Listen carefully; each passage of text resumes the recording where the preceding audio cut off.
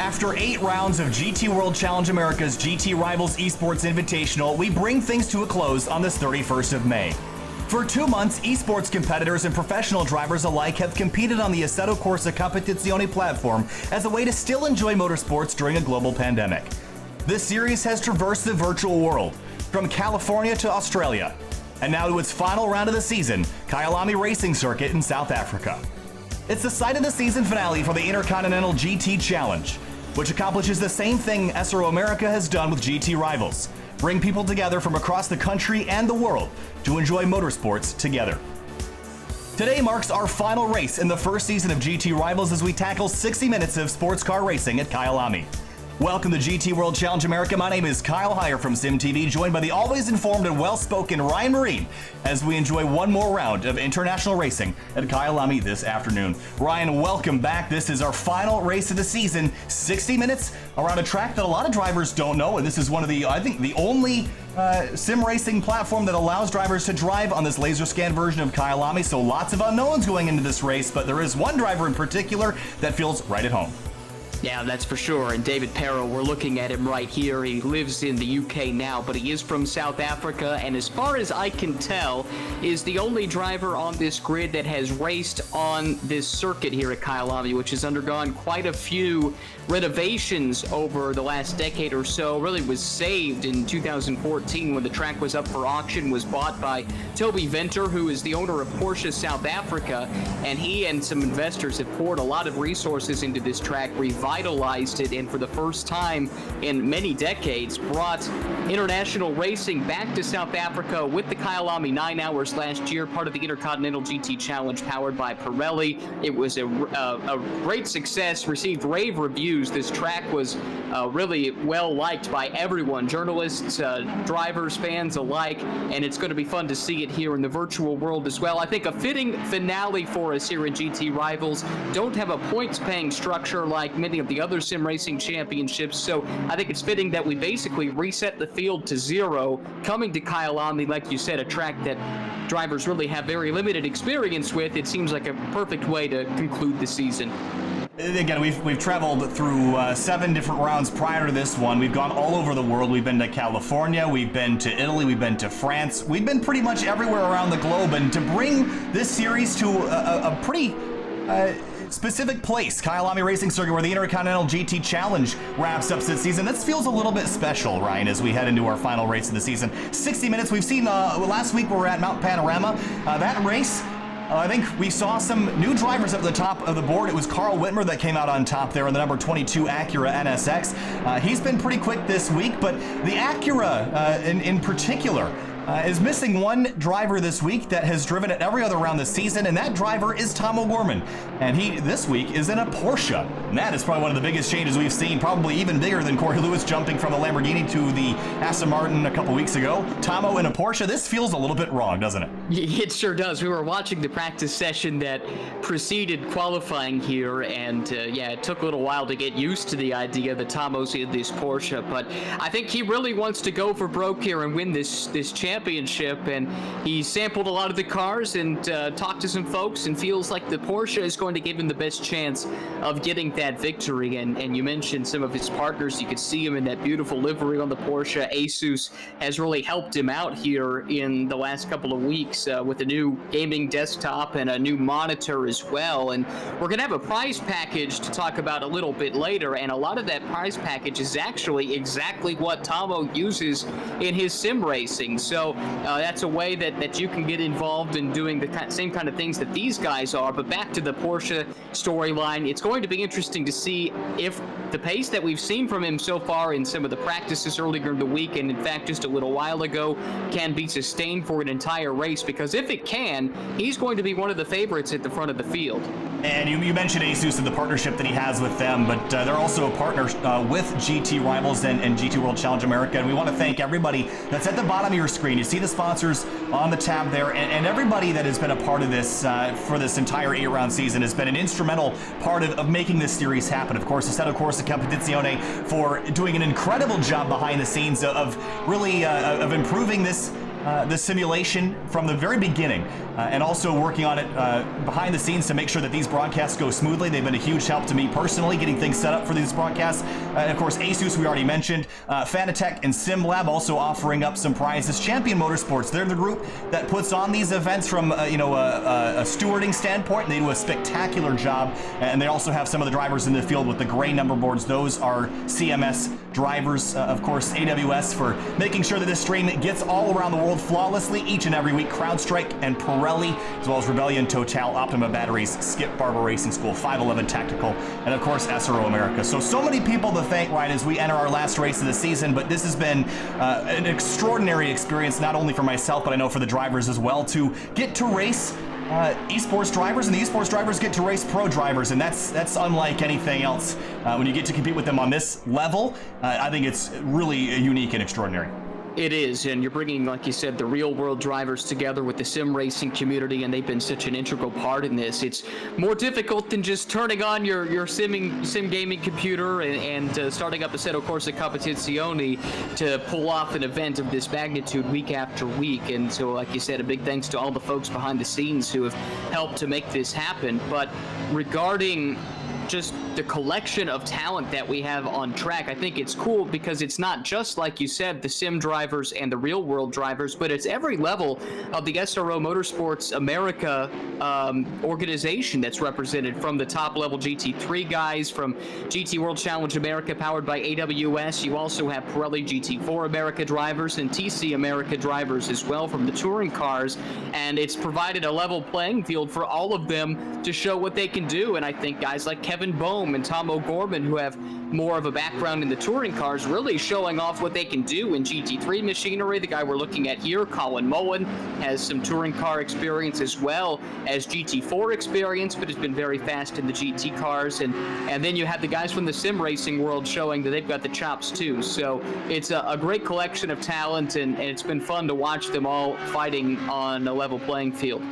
And there's Josh Staffen in the number 230, one of the head guys at CMS that has been working so hard behind the scenes to make sure that these events go off without a hitch. And he's got the thank you SRO America on the side of that car this week, and it's really cool, I think, for these guys to have been able to work with GT World Challenge America to put on these events. I'm sure that's something that they're going to always have in their back pocket, to have worked with a group like this. And again, even for us here at Sim TV, I've got Finian behind the scenes helping me out here. Just starting sim racing broadcasting a couple years ago. I've worked with other sims, but coming over here, Ryan, and doing this has been an exceptional experience for us. And to work with someone as professional as yourself, it's really been an incredible experience. So we got 13 minutes left in qualifying. The drivers here are basically the best of the best from the series that we've had over the course of the season. And looking at the time so far, Tom O'Gorman at the top, but David Perrell, hometown guy here this week, Ryan, the number 111 car, second place. Yeah, still a lot of time left, 13 minutes, and obviously caught some traffic there and didn't feel like he had a lap going that was worth continuing. Maybe going to go in and make some changes as well to the setup as these guys try and eke out that little bit of extra time. I think the gap that we're seeing right now from Tom in first to David in second, that's going to come down. Tom's time is going to be pretty close to the pointy end, I suspect, when it's all said and done, but I think you're going to be seeing a host of drivers in the low 140s based on the practice that we've seen, and David's a little bit off of that at the moment. I don't think that's going to last very long, and you see him jump back to third there as Lastry's now up into the second spot, but still 4/10 off of Tom's time. It was incredibly competitive in the practice session. We saw really the top 8 kind of separate themselves. The gaps between them were very, very small. And I think you have to throw Brian Highcutter's name into that mix as well as he jumps up to second. He got into the session late, as is his custom. And I think he's going to be one, as we've come to expect, to keep an eye on. If there is a favorite, it is him. However, he's not coming off of a victory, and that's only been said a couple of times. Last week, it was Carl Whitmer's turn at the front, becoming the third different driver to win in 7 races. So we've had a couple different winners in recent weeks, but again, Perrell, we're going to actually get to ride on board with them just after qualifying to show you a lap around Kyalami Racing Circuit. We'll also show you a track map. This place just recently got reconfigured, kind of reprofiled here, Ryan. So this is a track that very few people have competed on in general, but yeah, I think as far as we know, David Perrell is the only driver here today that has ever even driven on this track, period. And I reserve the right to be proven wrong on that, but as far as I can tell, looking through the entry list, there was no one that jumped out that I could say had a chance to do that, especially on this reconfigured circuit. There's somebody who did, I think A1GP was hosted here at Kyalami if you go back 10, 15 years, whatever that was, but that was a different track layout. So I think it's very unlikely that there's anybody else. David was part of that Intercontinental race at this track last year, and I don't think there's anyone else in the lineup that was in that race. So with that said, as far as real world experience, it's going to be lacking up and down, but especially the guys from the pro ranks, what they do week in, week out is learn racetracks, and it doesn't take them long, these pros, to get up to speed. And I think we've seen that translating throughout the course of this season to the sim racing world, because keep in mind, other than Laguna Seca, none of these tracks are on the GT World Challenge America schedule, because that's the only one that is in America. So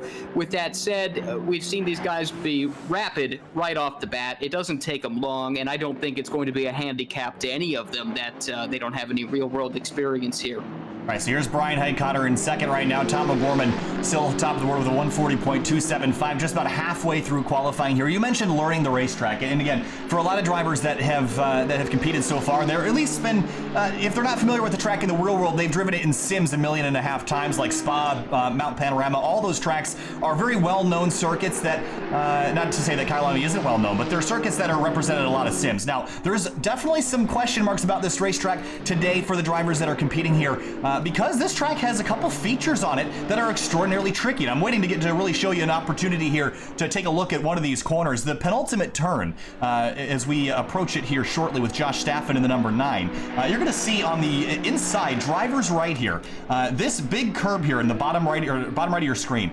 that will launch your car airborne. And we're going to see that quite a bit, especially on the opening couple laps tonight. I think drivers are going to get greedy with the curbing, and they're going to really experience how tall those curbs are and send them for a big flight if they don't respect the track limits here on corner apex, especially. Yeah, you were excited to show me that during the practice earlier, not just the telestrator, but that curb, and we kind of missed the chance to pause it in time to circle it with the telestrator, but we didn't need any help because I think it was Tammy who just went ramping off of it and blasted off, kind of like the SpaceX rocket yesterday. So you'll know when it happens as Staffen goes on a wild ride into the barrier there on the exit of that corner. You'll know if it happens. It's pretty drastic, and it should be a deterrent for these guys so that hopefully we're not talking about track limits. Yeah, and again, there's definitely a lot of natural deterrents here. There's not a lot of paved runoff. The last corner is really the only example I can think of where there's really good paved runoff that you could, in theory, use to gain advantage of. Of course, there are systems in place to prevent that. Most of the rest of the track's got plenty of gravel traps and tall curbs, enough to keep drivers in check tonight, so I don't think it'll be a big issue. But there's Kevin Bowman, the number 90 CrowdStrike car, sits 8th right now behind Whitmer. McMillan's up to 6th. Shimshak in the number 87 car is up into 5th. And Tomas Lastra in the 717, he is 4th. Peril 3rd. Highcutter 2nd. Tom O'Gorman still 1st right now. And one other storyline that we should note here while we're in qualifying, if you're a Nelson Mason fan and you're waiting to see him pop up, you're not going to, because there was a penalty assessed at the end of the race last week in Bathurst that is carried over to this race, and effectively Nelson will have to start at the back of the field here today because of that, so he is not going out for qualifying. He will be starting in the final spot, 27th. You can see the DSQ by his name there on the leaderboard on the left, and that's just for this session, so he will be able to start the race, but has to do so in the back. And I think this is of particular interest because he was very, very fast in qualifying, spent some time at the top of the leaderboard, in fact. So I think what could be fun for us, less fun for him, is watching him come up through this field. I think he's going to be one of the fastest cars out there, and it should make for a challenge for him to make his way back up to the front, and a lot of fun for us to try and keep tabs on him. Riding on the board right now with Scott Michaels in the number 134 car tonight. Ran his first GT Rivals race at Mount Panorama last week, and it didn't really go off without a hitch, Ryan. He got himself basically disqualified, I believe, because of a pit issue, and I think he had some pretty good pace there, so I'm really excited to see him drive forward today. Currently 16th in qualifying, but Michaels was really impressive. in his raw pace. I think we're going to see some of that. He's got about 6 minutes left to improve his qualifying effort as the 90 jumps to P4. But Michael's really impressive, and we'll see where he can line up for the start of this final race. Yeah, that's the Valkenhorst livery on that car, and there's a reason for that, because he is part of the Valkenhorst sim racing lineup. We talked about it a little bit last week, but he won a sim version of the Nürburgring 24 here in the last handful of weeks or so, and that's a pretty prestigious thing to put in your cap if you're a sim racer. It takes quite a bit of commitment, because that's on the Nordschleife. You got to learn that whole track, and that's a real challenge. So, to your point, he was really fast last week, and it was kind of just an accident that he ended up disqualified. He came in to serve his penalty. You're given 3 laps to do so, but because his pit box was beyond start finish, he actually was starting on a 4th lap, and as he was coming in to serve the penalty, and therefore got the disqualification. But I expect him to be very fast. Interesting to note that in the actual IGTC race here at Kyalami last year, it was the Valkenhorst BMW that finished second to the Porsche from Frikadelli Racing. So back to the Tom O'Gorman story, maybe there's a real-world example for him to choose from why he opted to go with the Porsche here, because they picked up the win. And that gives me a chance to make a quick note of the Frikadelli team. It's one of my favorite team names. 1, because it's fun to say, and 2, because it just means meatball. So it's just meatball racing, which is pretty fantastic. I love that. So 5 minutes left in qualifying. You'll notice on the bottom right of your screen, enter to win in the chat below. You can enter to win an ASUS ROG, Fanatec, and SimLab Mega Bundle, and as well as a copy of Assetto Corsa Competizione. We mentioned Tom O'Gorman and his partnership with ASUS. You can win a lot of the stuff that he has just by entering to win in the chat. We'll see that a couple more times today. So make sure you get on it quicker, sooner than later, to make sure you have the best opportunity possible to win those things. So, giveaway. Gonna hide for now. 4 minutes and 40 seconds left. McMillan has jumped to 3rd place.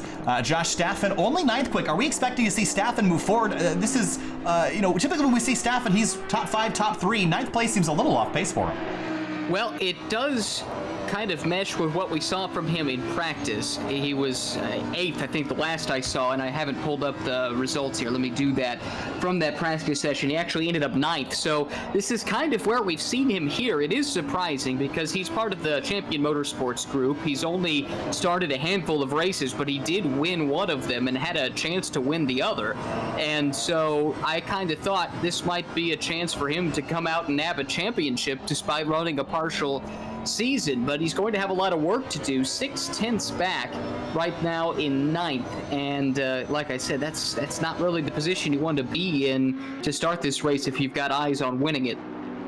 You'll notice offline, there are all the marbles on the runoff area. They're going to see a lot of tire wear and degradation today, I would imagine. But again, 60 minutes, no pit stops. It's just a sprint from the very start of the race to the very end of the race. Let's run on board here with Staffen as we head towards turn number 1. The reason why I'm a little bit to 3rd real quick. I'm a little bit concerned here as we see him jump up a spot here. I'm a little bit concerned as we take a look at this turn 1 entry. You're coming in from pretty much the middle of the racetrack. This track, it looks like it's about 100 feet wide.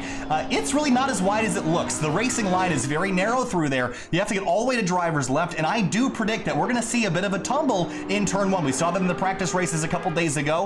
The field fans out, and they have to get narrowed down to the apex for turn 1. I'm a little bit concerned for the drivers starting up front if they're going to be defensive enough and also not get themselves spun around. So the start is going to be a wild moment to watch here, Ryan, as we see Staffen, as you mentioned, go P3.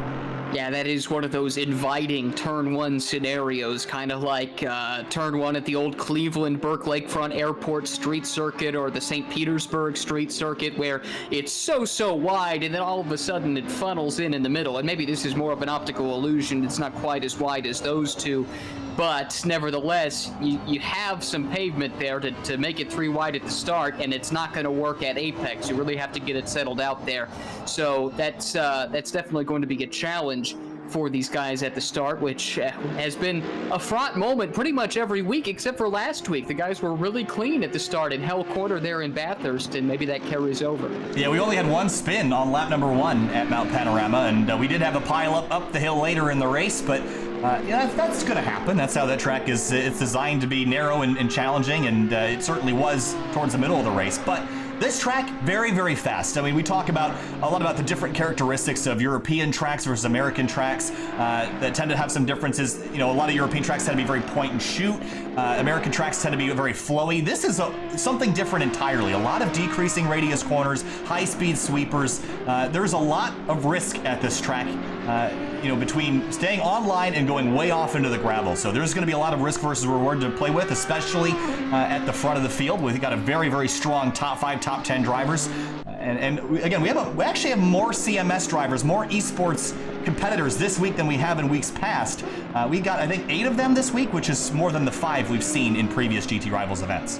That's right. So that'll be a storyline to keep an eye on. But to this point, it is top 4 all real-world race car drivers. And then we've got Josh Staffen there in 5th as the fastest from the CMS stable. And you can tell, if you're new to this championship, you can look at the numbers on that leaderboard. The white background for the numbers indicates they're from one of the SRO championships.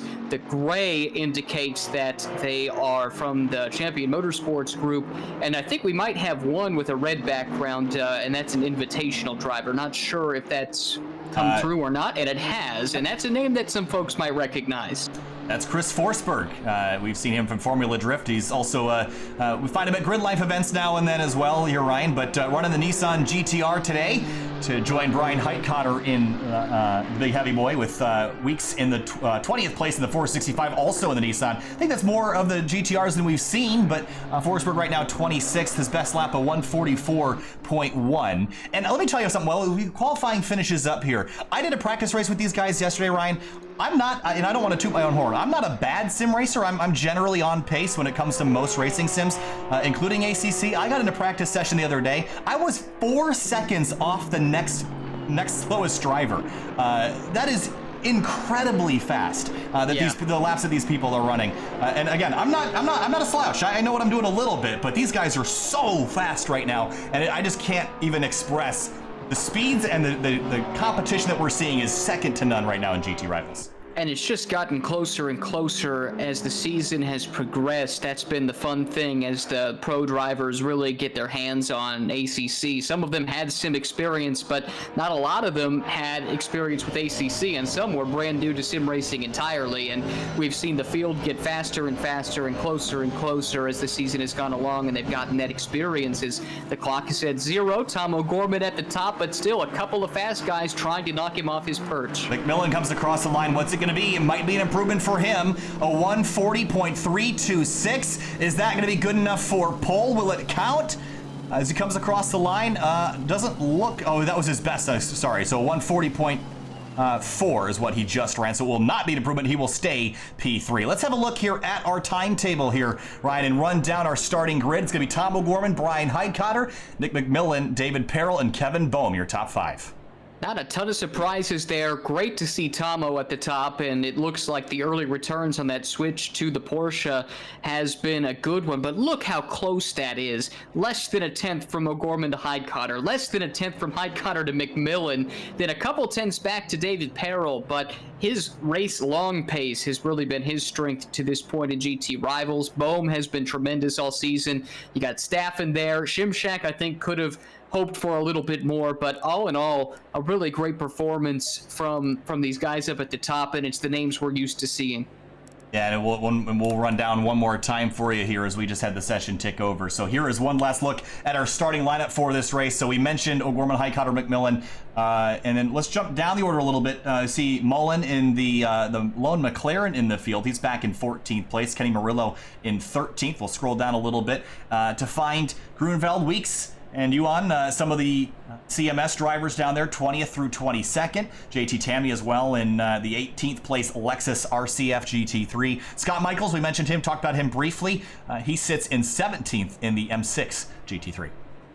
Yep, exactly. Great to have him, and hopefully it's a more clean run for him in this one here. I think the car to keep an eye on at the start is the one actually at the very bottom of that list. I can't wait to see what Nelson Mason does from the back of the grid. Not sure what happened with Kenny Murillo there. He's usually one that figures in for the fight in the top 5. Don't know if he had a penalty, don't know if he just had a connection issue or wants to start from the back just for the challenge of it. Hopefully he is able to take the green, however.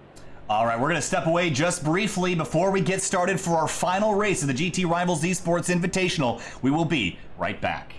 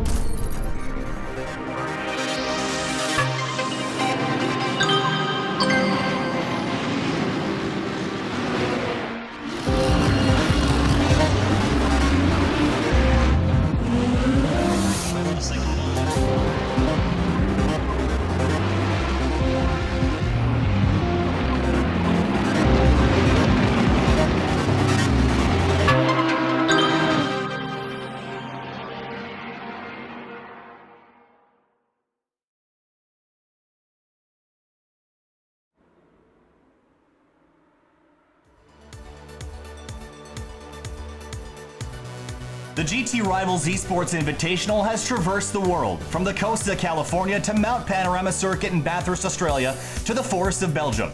A global network of racetracks, a global group of drivers, and a global group of fans. This is what racing is all about, turning noise into entertainment. Kyalami brings GT Rivals to an end this afternoon after 60 minutes, and while the cars are virtual, Ryan Marine, the racing is and has been very, very real. We're about to get rolling here for 60 minutes. So excited to get this one underway. Yeah, can't wait to wrap this one up. A beautiful venue to close out the season as it was last year for the Intercontinental GT Challenge, powered by Pirelli. Who can forget some of those breathtaking images we saw at that race last year, which ended in the nighttime with some massive lightning storms just outside the track. Really unforgettable images there, but we're not going to have to worry about rain or thunderstorms here in ACC today, although that is a possibility, of course, within the sim. But beautiful weather conditions, relatively cool track conditions, fast lap times so far, and a track that is relatively new to just about all of these competitors, and a great way to wrap up what has been a successful run in GT Rivals. Well, let's have a look at the track this afternoon. Kyalami Racing Circuit in Johannesburg, South Africa, 4.58 kilometers around here, 16 corners. It all starts with a right-hand kink down the front straightaway, high speed, top of sixth gear, down into turn number 2, hard left-hand turn, hairpin there, big curb on the inside, up through turns 3 and 4 and 5, make a hard left-hander, down to turn 6. It's a downhill sweeper. They call it Sunset. Then the left-hander into Clubhouse, turn number 7. Short straight to 8 and 9, a left-right sweeper up to turns 10 and 11.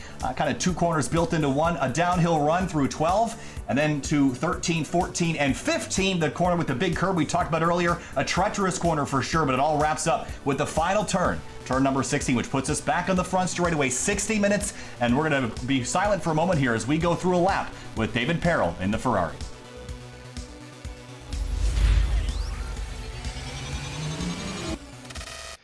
Hello everyone, Coach Dave here, and I'm going to take you around a lap of my home circuit in Johannesburg, South Africa, the Kyalami Grand Prix track. This weekend I'll be competing in the GT Rivals with Kessel Racing in the Ferrari 48 GT3, and I'm looking forward to you guys getting a sample of what I think is one of the best tracks in the world. Heading down now towards turn 1. This used to have an S-bend in it, but now they've extended it to a straight so you can get an easy overtaking opportunity into turn 1, braking at the 100-meter board. You want to get nice and close to this apex and get on the power as soon as you can as you head up the hill towards the next very difficult turn. Careful of the curves as you go through here, braking quite early, but you also want to get on the power quite early through here. Very difficult corner to manage. Maximizing the exit and then heading towards the high-speed right-hander, which is called Sunset. For obvious reasons, when you turn in here during sunset, the sun can be in your eyes. There's a big bump at the exit. It's very high speed, usually done in 4th gear. And then braking now for this left-hander, which will head towards the S's, also high speed in race and qualifying conditions.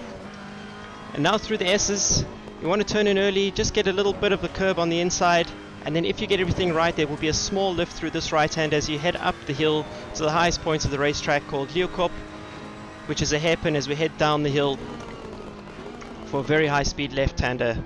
As you go over here, you see a view of Johannesburg, and if you race at night like I did during the Kyalami 9 hour, you'll also see some pretty awesome lightning and thunderstorms. Heading here through the mine shaft, prime overtaking opportunity at the exit as we brake for the bowl. Very difficult to spot your apex. So I'm just going to brake a little bit early for this one. I want to get that apex, get on the power as soon as you can. You can really maximize the exit here. And then we head up to a very dangerous little kink. If you touch that sausage on the inside, you're going to go out towards the gravel, and that's not where you want to be. Final turn on the track, braking as hard as possible. Nice consistent apex and getting on the power as soon as possible, maximizing the exit as we complete a lap of the Kyalami GP track. Hope you found that useful, and really looking forward to showing you guys around here once again during the race on Sunday, which you can watch live on youtube.com/GT Rivals.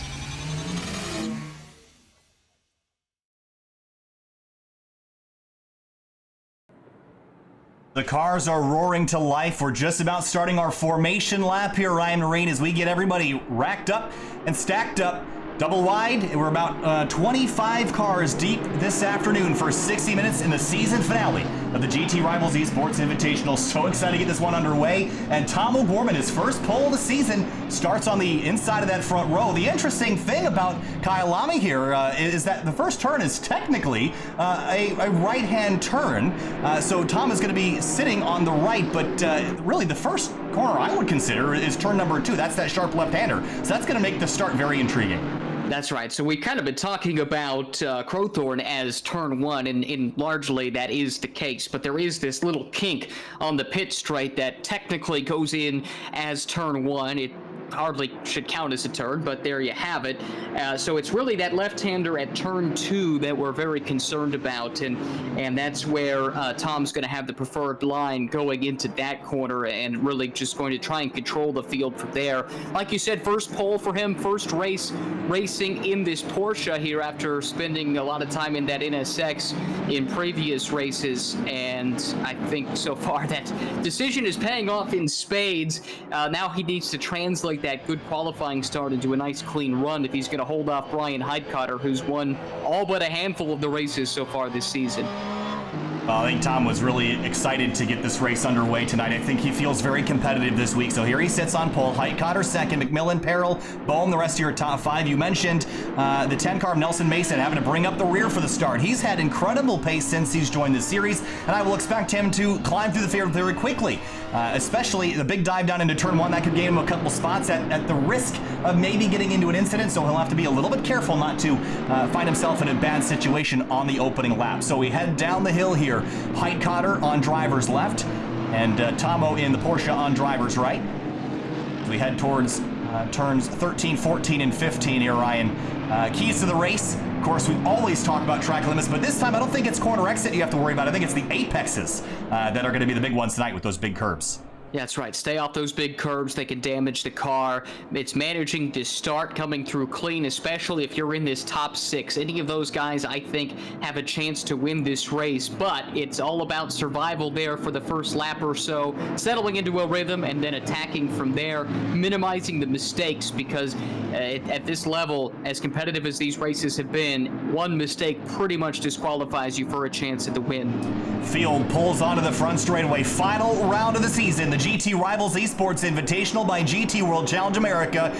Waiting for the green flag to fly. 60 minutes at Kyalami Racing Circuit in South Africa. Green flag flies. We're sports car racing for the final time in GT Rivals as the field fans out. 3, 4, 5 wide as we head down to turn number 1. There's Peril all the way against the white line. The 38 car, John Miller, way deep on the brakes to the inside of turn number 1 and 2. The spin, the 3 car gets turned around in front of Bohm. Bohm slams into him. The 33 of Murillo, he's off as well. The field stacks up. There's a 333 of Oulet also spun around. Tom O'Gorman, though, he gets free and clear, but he's back to third as through goes Peril, and I believe that's Heidkotter out front.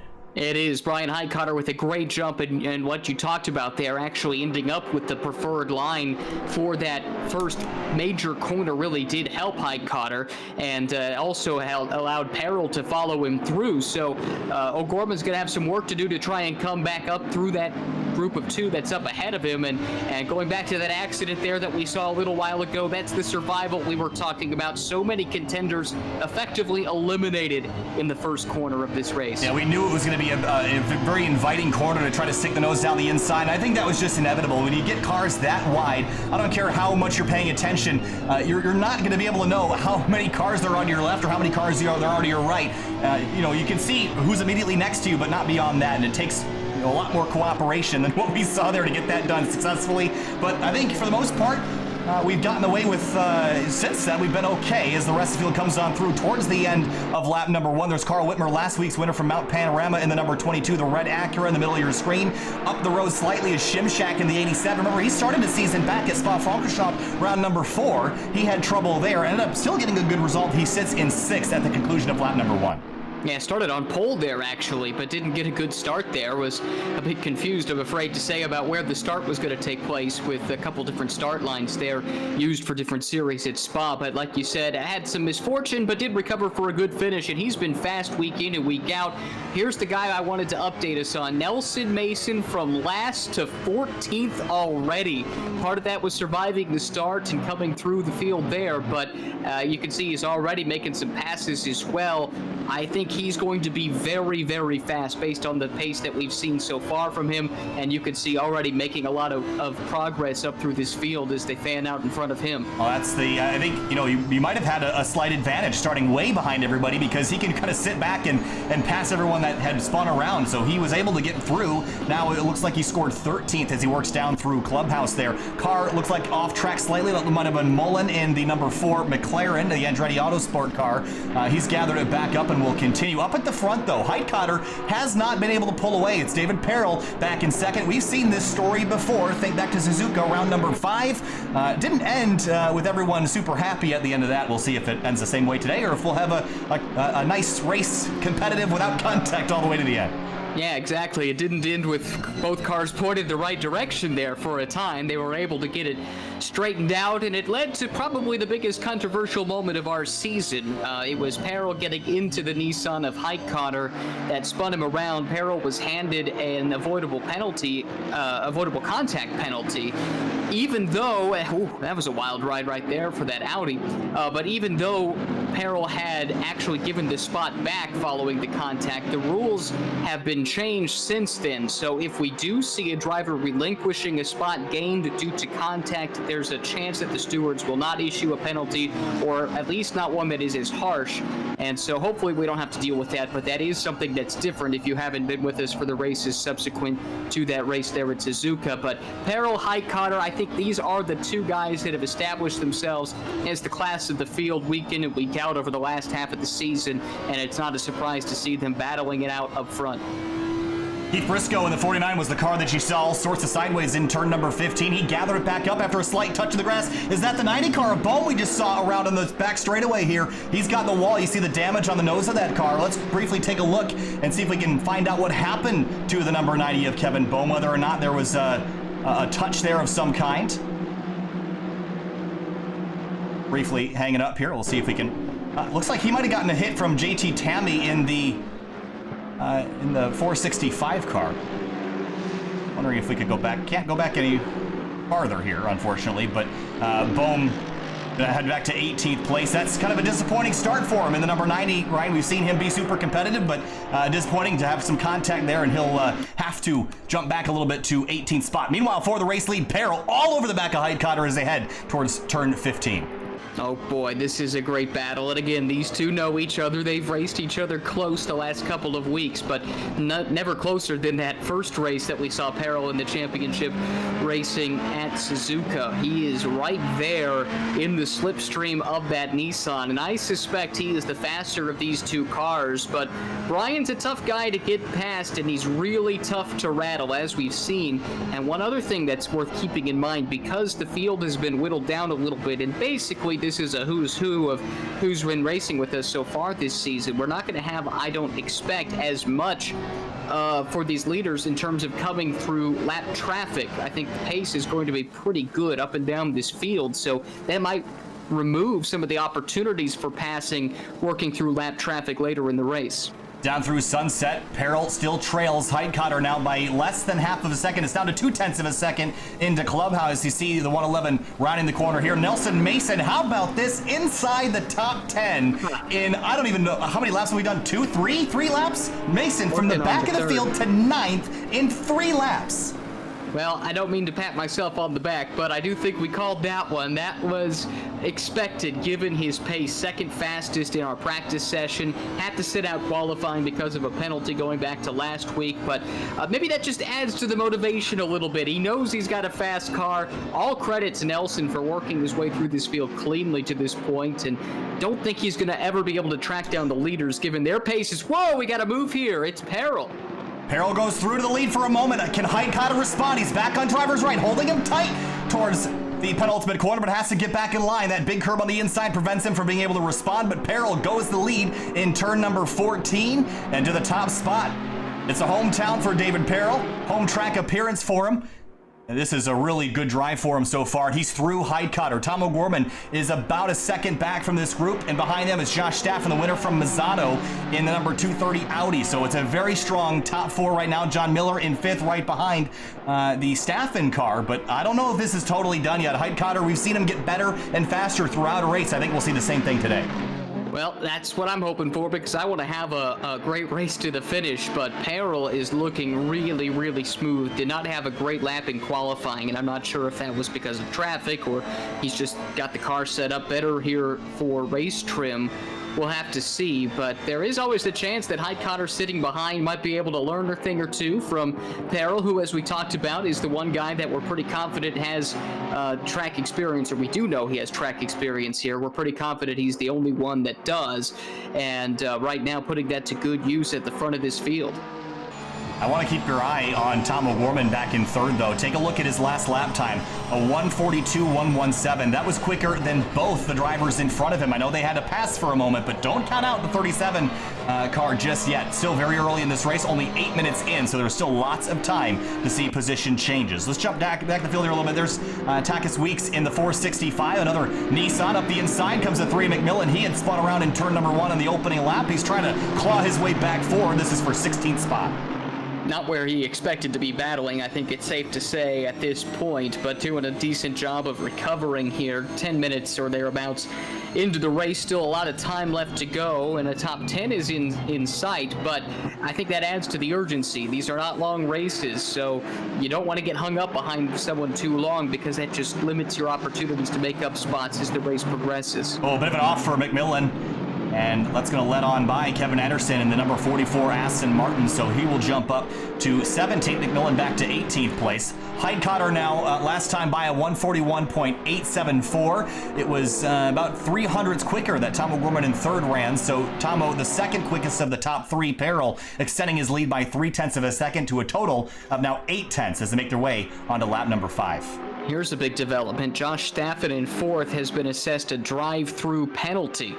That takes away one of the contenders, one of only 3 gentlemen that have won races so far. Oh. Big slide from him there. That car does not look like it's handling well, and that led to being a bit of a moving chicane there for some of these other cars coming through. Miller in the Porsche and Lastry there right behind in that white Bentley. But that definitely removes Staffen from the picture, and he's one that we figured might be towards the front. I want to take a look at Keith Briscoe. I think he's just had an incident as well in the number 49 Audi. He was a driver that started a little bit closer to the front. Let's go back and see if we can find exactly what happened, and you're actually going to see the aftermath of it here.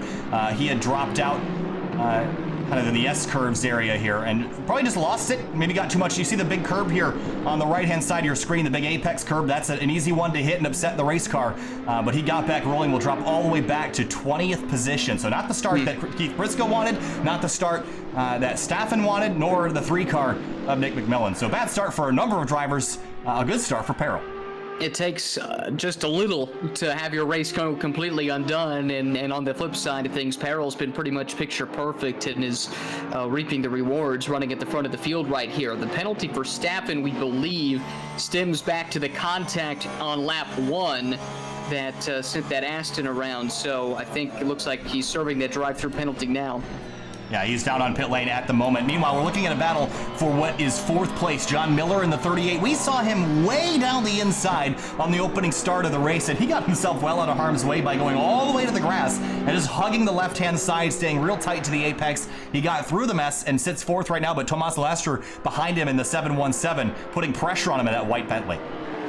Yeah, that's an immense amount of pressure that he's feeling. We've seen Miller maybe not qualify all that well, but he has raced well. Has had a podium. He's finished in the top 5 a couple of times, and has done so by keeping his nose clean by and large, and really having solid racecraft, which is not a surprise coming off of a championship season last year in Pirelli GT4 America's Sprint X competition. Interesting to note that that was his first championship of any kind in his entire racing career, which is surprising. He's been around for a little while, maybe not at the upper echelons, but certainly someone that is well regarded, and I was pretty stunned to discover that he hadn't put a championship run together prior to his season last year with Harry Gottsacker.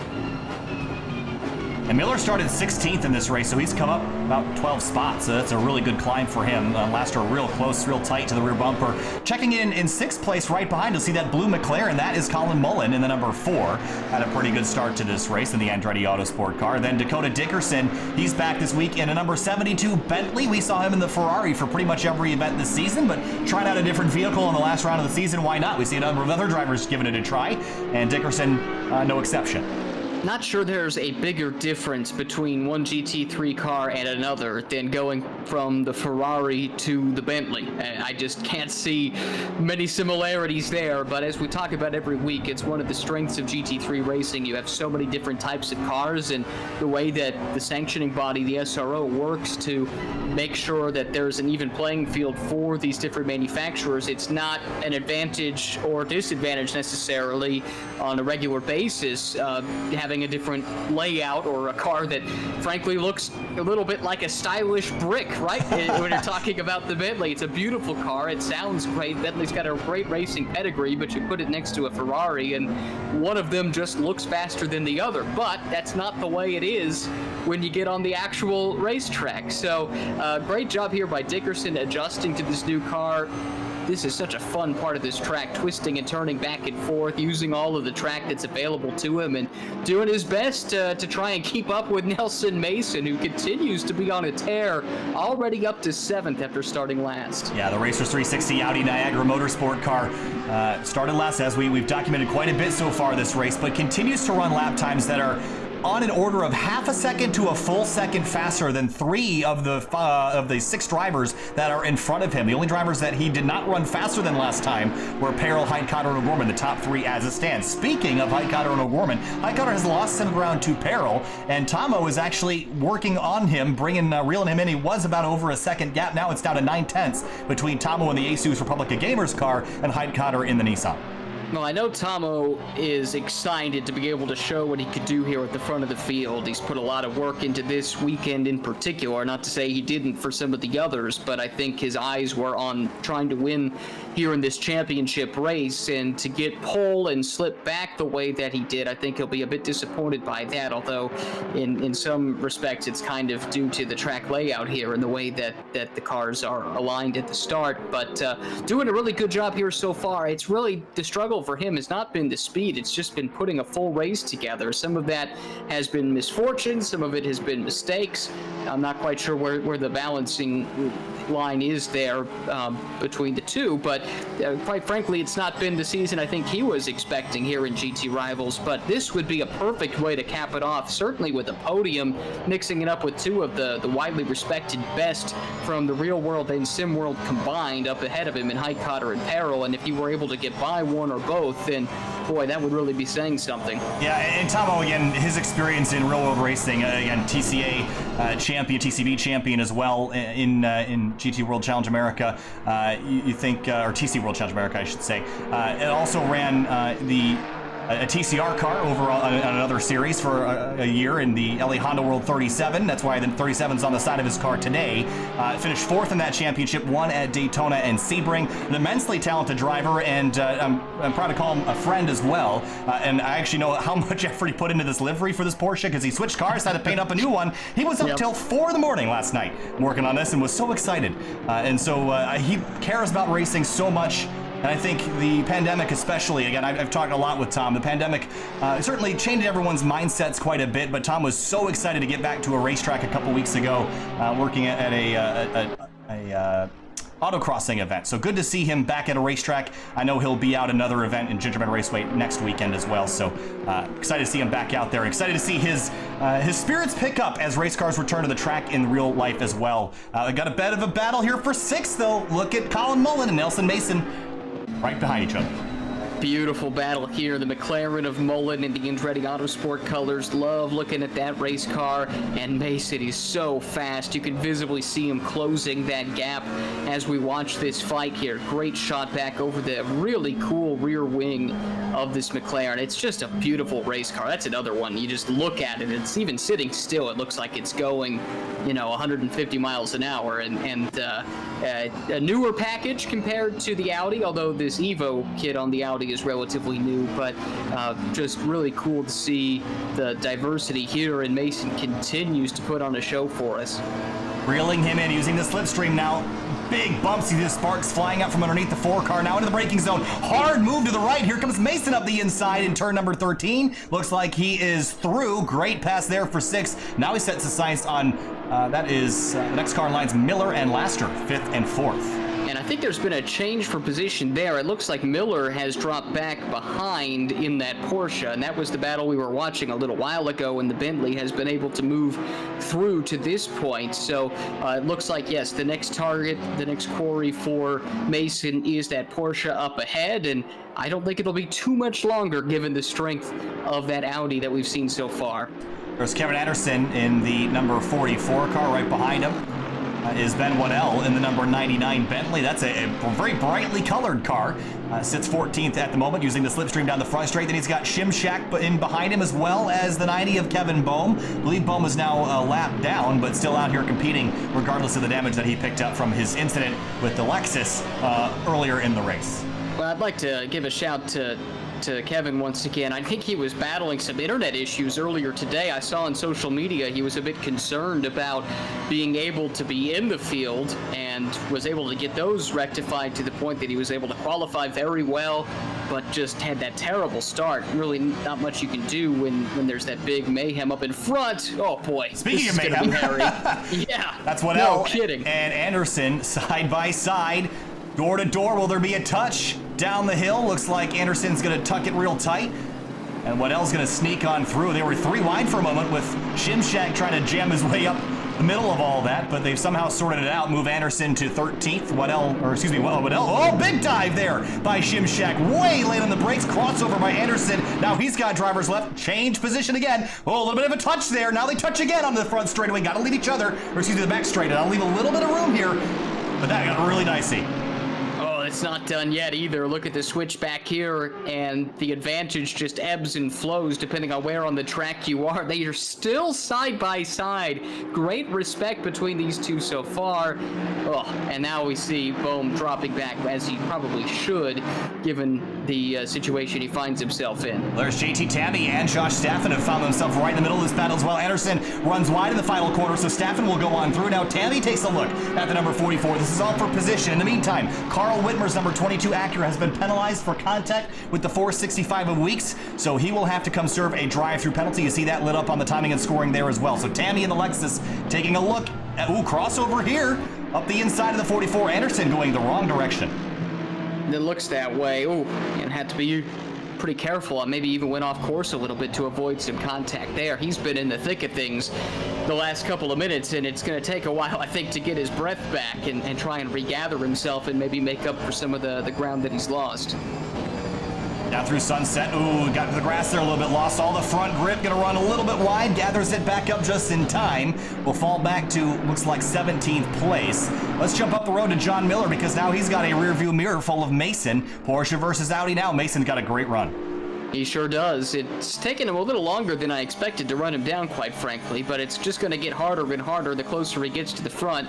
Takes a peek there to the outside, and now a little bit of a later apex, diving there to the apex of the corner. Can't find a place to make the move on Miller so far. Miller's a crafty veteran, no doubt about it, a GT racing veteran as well, where Mason's got more experience in the single-seater ranks. Now throttling up onto this very long front straight with his slipstream's going to help here. The Porsche, a little bit taller of a race car when compared to the Audi, so that's going to help produce that bigger wake behind the leading Porsche here. So that's going to put Mason in that that aero gap underneath the rear wing and all that spoil there. So Mason closes up into the braking zone for turn 2, right behind the 38. So still working over for 5th spot up the road. Heidkotter has slightly closed back on Peril that lap through. He's 6/10ths back from the leading 111 Ferrari. Yeah, I was looking at that too, as a matter of fact. It was going to bring that up next, so I'm not sure if this might be traffic related. You see some back markers up ahead, and maybe that's been part of the equation here, but there's no doubt Heidkotter has closed in, and he's not going to let go of this easily. That's a fast driver with a lot to prove. He's won so many of these races, 5 of them, in fact. And, well, if we had a points-paying structure, whoa, big spin of the Bentley up ahead. That would be the 8 car of Guy Cosmo. Just having a bit of a moment there. You see the white flag waving for the slow-moving vehicle. He'll get that car back on track. The hood sort of dislocated there on the nose of that car. He'll pull off. That's a frustrating way to end the championship for the 8 car of Guy Cosmo. I know he's put in a lot of time and effort into these races and just hasn't had the luck that he's needed. Yeah, he's had some better results in recent weeks. It took a while to get the luck to fall his way, but unfortunately that's just the way it's gone for him to some degree so far this season. And like you said, the last race of the season, not a great way to wrap up the championship. Here's Mason. He's made the pass on Miller. He's got Lastry up ahead and the Bentley to try and track down now, and some work to do to try and get there. But Mason's charge from the back to the front continues at top 5. I'm not sure I would have told you that I felt like that was a realistic option for him, even with his pace starting at the back. But he did get a bunch of those cars really easily when they were flying off to either side of the track, and he was able to sneak through at the very start. That probably helped, and still has a chance, I'd say, to get up to 4th. It'll be tough to run down the top 3, which have really done a nice job of separating themselves. Merrill had to come serve a drive-through. He was 9th at the time. He had contact with Christian Shimshak, so he will have to come to pit lane and serve that. He has already done so and comes out behind the 87 of Shimshak, so all is right in the motorsports world as it stands. Leader still Peril by 7/10ths of a second, but it is starting to come down. Lap times consistently now equal. Last time by for Peril, a 141.9 to Heidkotter's 142.0, but they're pretty much trading blows back and forth, and Tomo's right on pace as well. So the front 3 all pretty much exactly identical as they stand. Yeah, really fast, really consistent. These 3 guys have elevated themselves above the rest of the field, at least to this point. I think Mason's got the pace to run with them, but he's obviously quite a ways back, as we talked about.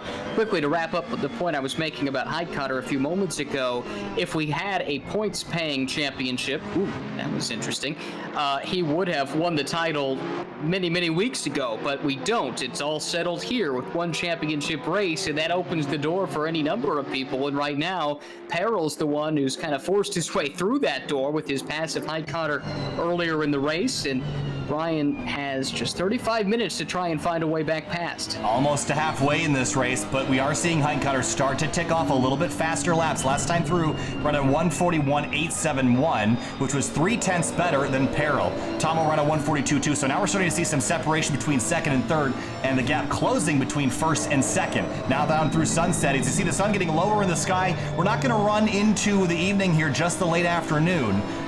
We'll end around 4 p.m. Local time here in Johannesburg, South Africa, but Heidkotter's got 35 minutes. The clock is ticking, and this is basically roles reversed from Suzuka from a few weeks ago. That's a good point. That's a really good point, actually. And Peril had a lot of experience running behind Brian, sizing him up and trying to find a weakness. And this is not a view that Heidkotter has had much this season. Certainly not behind Peril, but behind anybody, really, other than lap traffic. He spent so much time out in front, but he's been learning. I'm sure he's been going to school. And the thing that has made him so successful has been the fact that he's been able to put together clean races from start to finish without any kind of major errors. And Peril's going to be a hard one to rattle because he's kind of that same mold. A great sim racing background in addition to his real racing accolades. I think this figures to be a battle royale between these 2 guys who are really masters of this craft.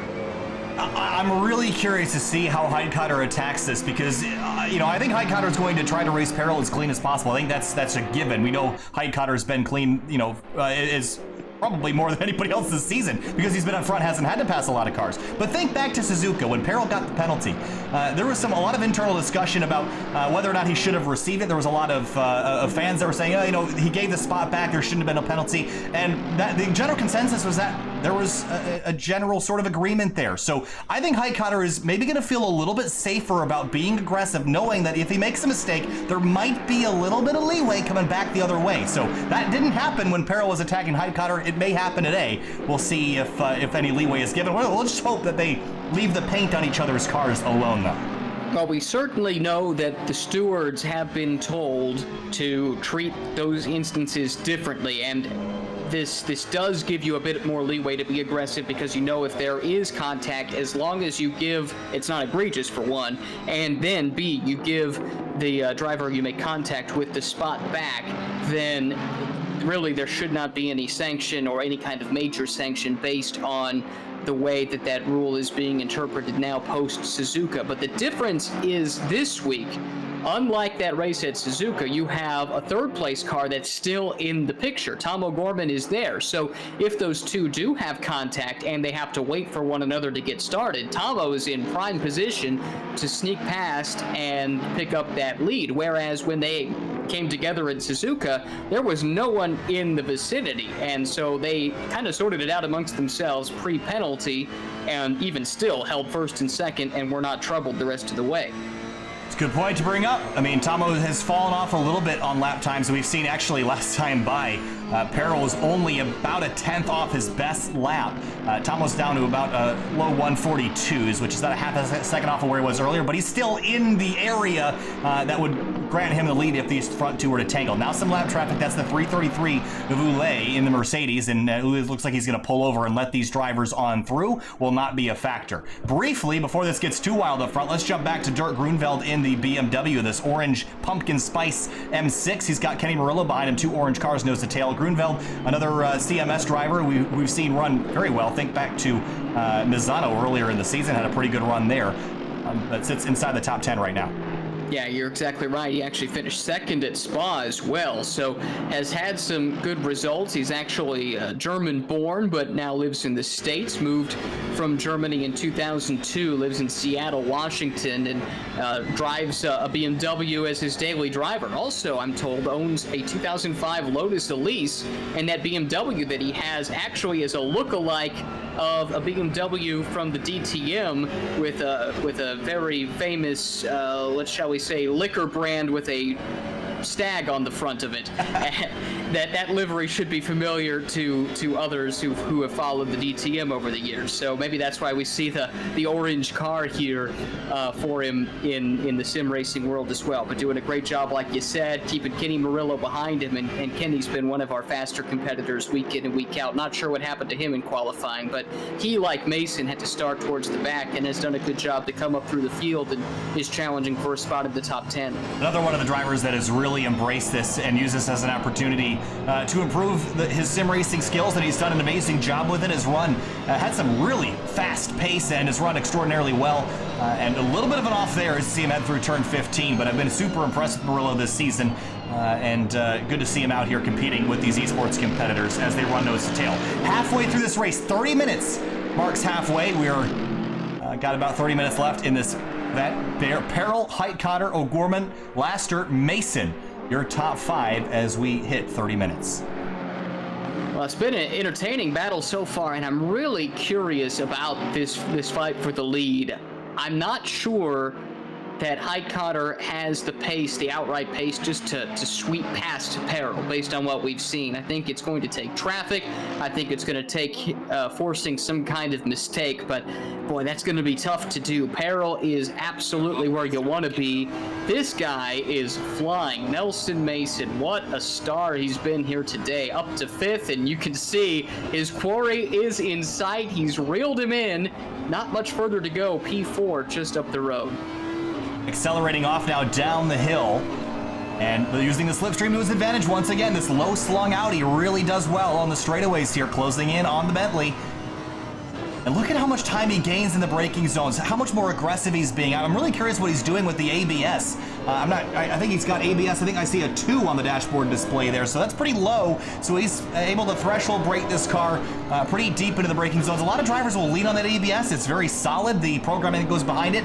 But I think in the sim racing world, a lot of times you like to have that extra control. As you see, last year, actually going to let Mason on by. That's an interesting strategy. Really interesting. I'm quite surprised by that, to be entirely honest. But maybe he knows that Mason's on the move and doesn't want to impede his progress. Maybe he can learn a little bit running behind him. So let's see. It looks like it's about 10 seconds, right? To get from where Mason is running now to run down Tom O'Gorman for the podium. With the kind of pace he's had, maybe it's not out of the question. It's going to be tough. What an accomplishment that would be if he's even able to get up within sight of O'Gorman, given where he started this race. That would be, and I don't even know how to describe that. That would be incredible. You and me both. I mean, we have not seen anything like that at all in GT Rivals. And again, this is our last race of this season. You know, there may be more on the horizon, but you never know for sure. So embracing this opportunity, these drivers have done so. Tomo's still sitting third, but up to the race lead once again, 0.4 of a second. It's been pretty even the last few laps, but Heidkotter, is he saving something here, Ryan? Waiting for a little bit later in the race and maybe cooling off his tires, make another run at Peril. Yeah, you can't put it past him, that's for sure. I mean, there's no reason to force the issue yet. Still half of this race left to go, right? Plenty of time to get it done. This is perhaps about saving the equipment, making sure you still have the Pirelli rubber under you when it comes time to make a charge for the win a little bit later. Maybe it's still just a matter of figuring out the opponent, where the weaknesses might reside, if there are any, and where you might be able to make a move. But this will change. We'll know more in the next 10 minutes, I'd say. If he's still in this range where he is right now, I'd say he still has a chance. But if he starts dropping off here much further back than he is, it's getting up now close to a second. Last time they checked, the last scoring loop, 7.788 seconds back behind. If that starts to grow much more, it'll really take some kind of misfortune for Peril or some kind of intervention from lap traffic, I think, for Heidkotter to get in. Peril's looking very strong here at this stage. So with 26, make that 27 minutes to go, check the right-hand side of your screen and make sure that you enter to win the ASUS ROG Fanatec SimLab Mega Bundle. Link is in the chat. There's also a copy of Assetto Corsa Competizione available for you guys to try this amazing racing simulation. So make sure you give yourself a chance to win that amazing bundle of things. And I want to personally thank ASUS for really, they've done a lot of giveaways, right? We've done 8 weeks of this, and they've been a participant in the giveaways every single week, which is unbelievable. I mean, they've given away quite a bit of stuff, and it's been really cool to see them interact and be a big part of this Assetto Corsa Competizione GT Rivals Championship. Yeah, couldn't do it without their support, and they've really jumped in to help some of these drivers as well at various times, and haven't asked for any publicity for it, but I know it's happened behind the scenes, and we're certainly thankful for that.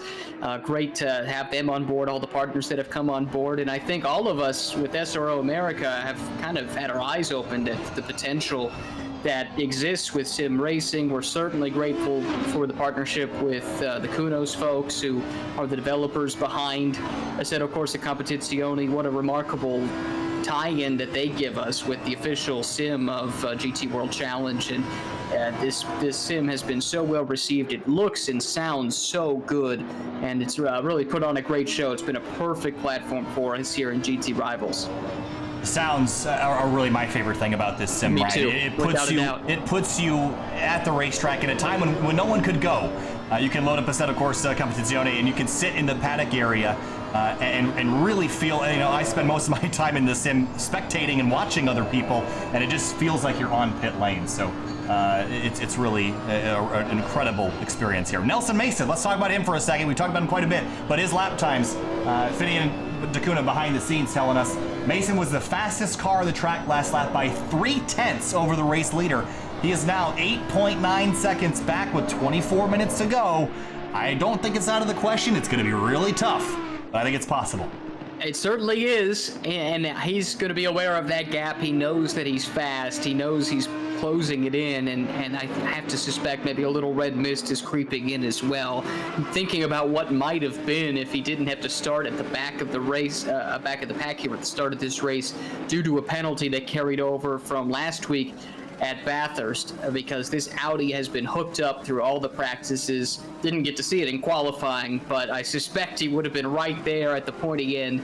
Maybe to some degree it helps him, just because we saw outside of the front row it was kind of a crapshoot for everybody else getting through the start. They took out a bunch of really good cars right away, and maybe he would have been in that mix. Well, we never will know, but he's done the best he can given the situation. And what I've been most impressed with is how clean that car still looks, because he's come through a lot of traffic. He came through that opening wreck, and we never have seen any contact. We've never seen him put a wheel wrong. It's been a really great race from him to this point. Not a scratch on it. Let's jump briefly back to this little battle here. 10th place, Dirk Grunveld has just lost a spot to Kenny Murillo, so put Murillo up to P10, Grunveld back to 11th, and Ben Waddell in 12th in the 99, and there's Christian Shimshak. So that's 4 cars, 10th through 13th, all fighting for position.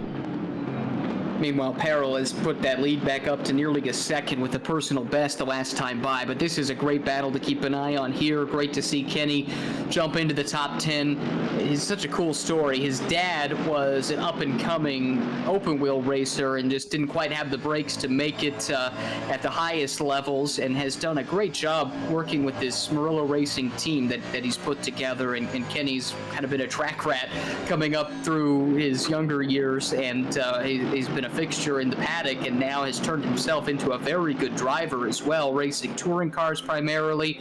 Did a little bit of GT4 racing last year in a select number of the Pirelli GT4 America Sprint X West Championship along with Christian Shimshak, and shows that he's got the chops behind the wheel. But when he's not driving, he's the team's data engineer, so he can really provide a lot of input to the race team, whether or not he's in the seat or if he's in the engineering role, and clearly showing how capable he is behind the wheel of the sim. And I suspect he's done quite a bit of sim racing in his days. So Grunveld back to 11th. Waddell, Shimshak, going to keep our eyes on this battle as we do continue to keep our eyes on the lead one as well. And again, it's actually gone back in the other direction. Again, Peril, a 141.511. I'm not sure if that was just now, if that was just his PB, if he's done it 2 laps in a row, or if that was the one that Finney was telling us about. But either way, his laps have really picked up. He's put Brian Heitkotter now back beyond a second.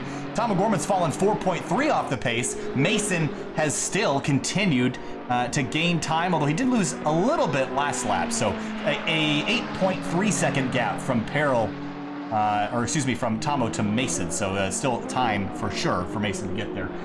But also Mullen, he has Dakota Dickerson behind him. We haven't talked about Dickerson a lot yet today in the Bentley, other than the switch that he's made, but here he is for 7th.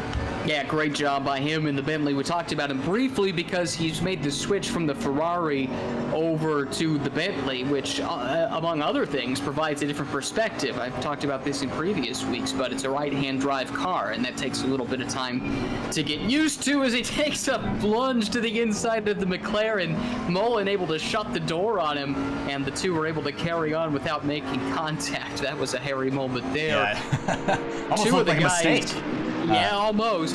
These two are two of the real up-and-coming youngsters. One on the sports car side of things now in Colin, and then Dakota really in the open-wheel ranks, racing in some of the F4 and F3 championships, and has his eyes on continuing to climb that ladder. But fun to see them duking it out here, because I think we might see them doing this on a real track for years to come, especially if Dakota ends up doing more sports car racing. He's done some, but right now I think the eyes are on making the open wheel thing work, but I think sports cars would be a welcome career for him if that's the decision he decides to take. So Dickerson continues to run around in 8th place right now. Checking in on our race leader. Whoa, big slide there from Mullen on corner exit. Peril, last time by a 141.7. Heitkotter a 142.3. Which puts him now 2 seconds behind Peril. Wow. So he has found another gear and is absolutely obliterating Heitkotter in the lap time game right now. Yeah, it's like, you know, you're watching Days of Thunder or whatever, and they decide they need to go faster, so they just shift a gear, and that's exactly what it looks like Peril has done.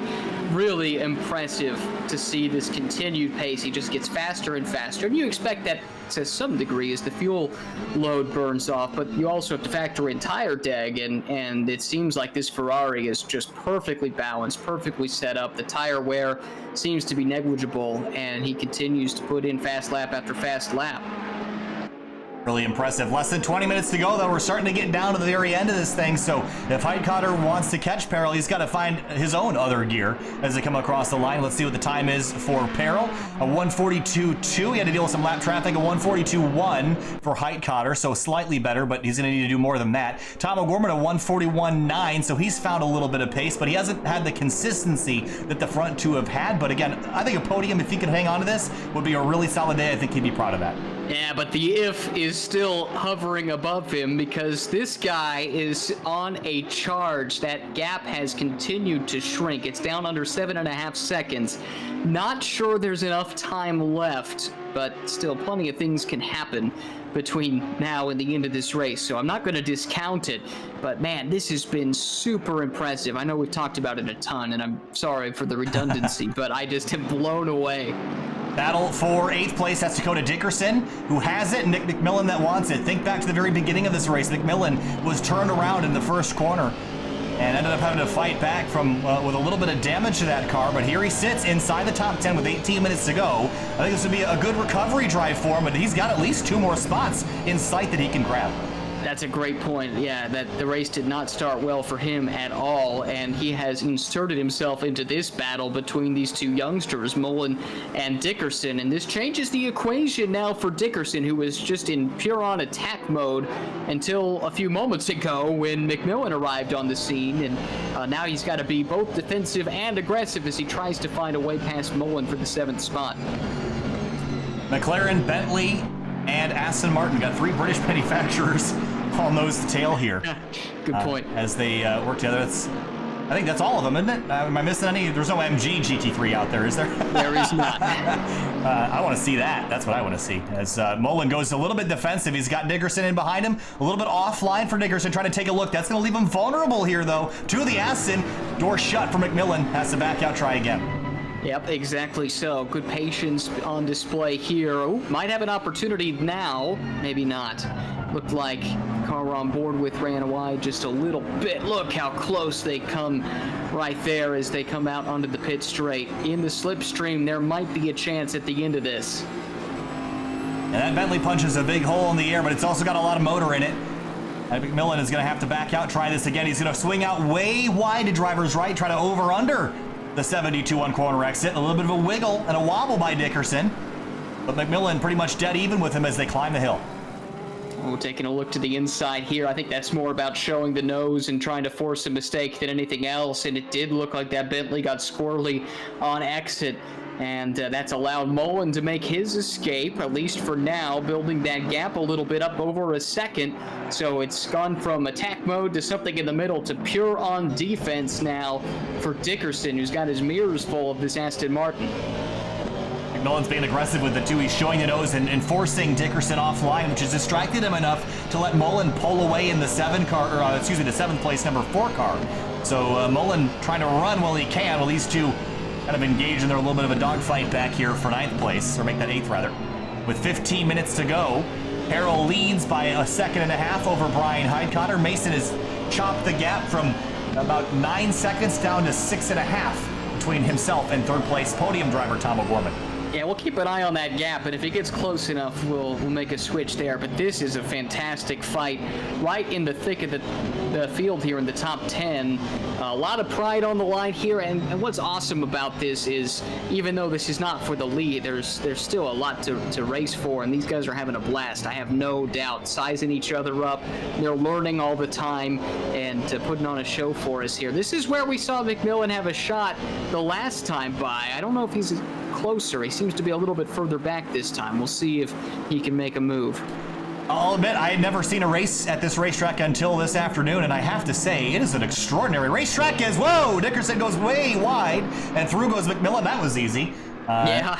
Well, so that kind of ends that battle for now. But as I was saying, this track, I had never seen a race here before, and I'm just amazed at how much these drivers are able to run side by side, and the switchbacks and left and right and sweeping corners really make for a very compelling, entertaining motorsport event this afternoon. So I've been really happy with this particular racetrack, and I'll definitely have to catch it on the GT World channel when we return there in the real world to see the Intercontinental GT Challenge. Schedule is for November, but as everyone knows, motorsport schedules right now are a bit up in the air, but that is the planned finale for the Intercontinental GT Challenge powered by Pirelli. We found out recently the Suzuka round was canceled due to complications from the coronavirus pandemic, and I think there's some effort being made to try and find a replacement round for that, so that's why we say tentatively Kyalami is supposed to be the final race of the season for the IGTC. We'll have to wait and see, but like... Oh, touch! That's Grunwald around off the bumper of Shimshak,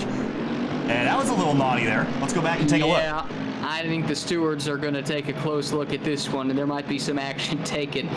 That was a double contact there, unfortunately. Got the spin and then into the door as well. Let's take a look. So this is back a little ways, so we're going to ride on board here and kind of watch the lead up to this. And we're kind of watching Grunwald. I didn't think that he had thrown a block or anything that would aggravate Shimshak in any sort of way. I imagine it was just a mistimed braking point for the 87, but either way, intent aside, late brake right here, just gets on the brakes too late, and it just isn't able to back out in time, and then the double whammy gets him in the door. It actually did damage the front of Shimshak's car a little bit as we head back live now, and we'll try to get a bit of a better look at this here in a moment, but there is some damage to the nose of that number 87 car. And I think that's probably going to be academic here before too much longer, because I expect there to be a drive-through for that. And yeah, anything you lose from the damage, it hurts you, but any chance of a good finish is pretty much gone at this point. Yeah, you're going to see right here, the right on the nose, there's right above the hood line, there is definitely some significant damage there. That is going to slow this car down in a straight line, and again, as you mentioned, the penalty, you'll get a chance to come down, and I think any top 15 run that he had going is going to be pretty much over, unfortunately. So 12 minutes to go, back up to the front. Peril, the 111 car, has led the majority of this race, but it's not over yet. We've got 12 minutes left. 2 seconds is the gap between Peril and Heidkotter. Is there lap traffic maybe out there that could spice this up a little bit? Could be. That's what Brian Heidkotter is hoping for. That was a great shot of him coming over that hill there on that straightaway, and you could see the sign in the background for the Coach Dave Academy, and that is, of course, Peril's business. He does a lot of sim racing coaching. You can go to him and buy some setups as well that'll help you get up to speed. I know many of the competitors here have used his service. You can see right there, Coach Dave Academy, so cool to see him heavily involved in sim racing. Of course, busy racing in GT World Challenge Europe this year with Renat Salikov and Kessel Racing. They have big plans this year, assuming everything gets going as planned. I know he's proud to fly those Kessel colors here in the game as well as he does in real life. Colin Mullen has just lost a spot to Nick McMillan. So McMillan moves up into 7th. He had gotten by Dickerson in turn 2 a few laps ago, and then by Mullen momentarily, or last moment ago rather. 11.5 minutes to go as Mullen tries to respond to McMillan's pass there, but now he's got Dickerson in behind him, so these two will kind of resume their fight, but a position down from where they were about 10 minutes ago. Exactly so. We'll see if maybe Dickerson learned something from his efforts to try and keep McMillan behind. He can try and apply that same kind of pressure and force an error from Mullen. We'll see what he can do. This is Tomo running a kind of lonely third, unfortunately for him. He was right there with the top two. Remember, qualified on pole, but got shuffled back to third right off the start, and then was able to hang with the leaders for the first third of the race or so, and just slowly has fallen back. It seems like the handling might have gone off a little bit and just doesn't have the same pace that both Peril and Heidkotter have displayed, and Mason is the one now trying to track him down, and he's in the back of that shot. He's getting closer. He's behind the lap car of Ulay. Right there, that white Audi. If he can get past this lap traffic, that's the only thing that separates him from a step on the podium after starting dead last here today. Still 5 seconds that he has to make up in 10 minutes, so he's got to make up basically a half a second a lap. The problem for Tomo is that that's pretty much the gap that Mason had over Tomo last lap by. It was a 141.5 for Mason, basically a 142 flat for Tomo, a 141.99. So if Mason continues at that pace, he will at least have time to get there, plus the lap. So we'll keep our close eye on that. Drive through for Shimshek, expected for the contact there with Grunveld, but he'll have to come in and relinquish a 13th place running position. Looks like he's in the pit lane now, so sorry to see that, but I do think the penalty was warranted based on what we saw. You can see the damage there, and that really tells the tale. So sad finish to the season for Christian, who really burst onto the scene when he joined us for his first race at Spa and put the car on pole. He's had some good runs, just hasn't had the win he's been looking for, but I think it's been fun having him as part of the championship as we look back from Mullen once again here on Dakota Dickerson, the battle for 8th. This continues as we're inside 10 minutes to go.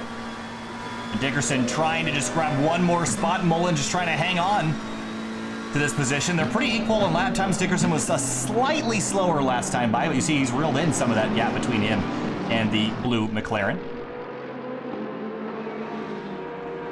Checking back in on Highcutter. A 2.5 differential. He was 2.5 tenths quicker than Peril last time by. Yeah, it's going to be tough even to catch Peril. Even if that was to continue, he wouldn't be able to catch him, and then at that point you still have to pass him. So with less than 10 minutes to go, Peril is in prime position here. Don't want to put any kind of curse on him or anything like that. He deserves a win with the pace we've seen out of him. I think he's had the performance for it the last handful of weeks. Just for various reasons it hasn't fallen his way, and it seems like maybe things are coming together for him here on virtual home turf in South Africa. Well, some lap traffic. That is the number 64, Chris Forsberg. He's going to move off to the right and go off into the gravel trap. That's going to let both the leaders on through. And now Highcutter did take advantage of that slightly. He did gain about a 10.5 through there. But again, as you mentioned, I just don't think it's going to be enough. And we've seen the dominance of Highcutter all season long. 5 of the 8 rounds belong to Highcutter as a race winner. But I think towards the halfway point of the season, we had started to see the field getting stronger and stronger. And there were a couple races that Highcutter won, the last 2, I believe, that he really wasn't the dominant car. I don't want to say it really fell into his lap, but there were a few cars that got penalties that could have or would have beat him. So Highcutter, I think the dominance it was impressive, but now we're really seeing what Peril was capable of the whole time at his home track. And look at the closing right now, less than a second. Maybe I should stop talking. Yeah, all of a sudden the whole narrative of this race has changed. Where has this come from? Highcutter has closed it down. It was up over 2 seconds not that long ago, and suddenly it's under a second. Oh boy. Under 7/10 of a second, and he is there. So foolish me discounting him. Aren't I always the one telling you, Kyle, don't be worried, he's gonna have the pace? When we watch the practice, he's down there in 12th or something, and then pops to the top right at the very end. This is kind of his style. Boy, what a show he's putting on for us here. If he was able to get there and they were able to fight to the finish, that's the dream finish to GT Rivals, isn't it? Well, they don't call it GT1 guys who win the whole thing. They call it GT Rivals, Ryan. So, and there's a rivalry. If there's a rivalry between any 2 drivers in this entire field, it's between these 2. I mean, obviously Suzuka was really the culmination of all of it. But I think that these 2 have really been on equal pace every week, and Peril just didn't have the track position to compete, but they are right on top of each other now, and I just take back everything I said about Highcutter's lack of dominance this week, because he's right here, and these 2 have both been dominant in recent weeks. Yeah, it brings a smile to my face to see this battle for the lead close up. This is the perfect way to end this. Let's just do it cleanly here, boys. No repeats of Suzuka. No Suzuka 2.0, please. Don't need the stewards to get involved. Settle it for yourselves out there. But I think you make a great point. These 2 have been consistently, since David joined, and remember, he hasn't been with us from the start. Brian has, but since he came to the championship, if you're looking for the consistent, fastest guys, it's these 2, even though maybe the results don't necessarily indicate that for David. If you've watched the races, you've known how fast he has been. This has been just kind of demonstrative of the pace that these two have shown over the course of the season. It's a microcosm of that here in the 60 minutes that we've had in South Africa. 5 minutes to go. Highcutter is there. Does he have anything for him, though, to make the pass? That's the question that we need answering, and we don't have much time to do it. Well, Tom O'Gorman still sitting back a couple seconds from all this, about 5 seconds back from Highcutter, just hoping and praying that these two do Suzuka Part 2. We're hoping that it stays clean and green. What I'm hoping here is that we get Suzuka Part 2, and then we get Tomo and Nelson Mason in this, and have a four-way battle to the finish. That might be a bit wishful, but under 5 to go, and Highcutter is right here. Did lose a little bit of ground this lap. I think Peril kind of got back up on the horse, so to speak, but it's far from over.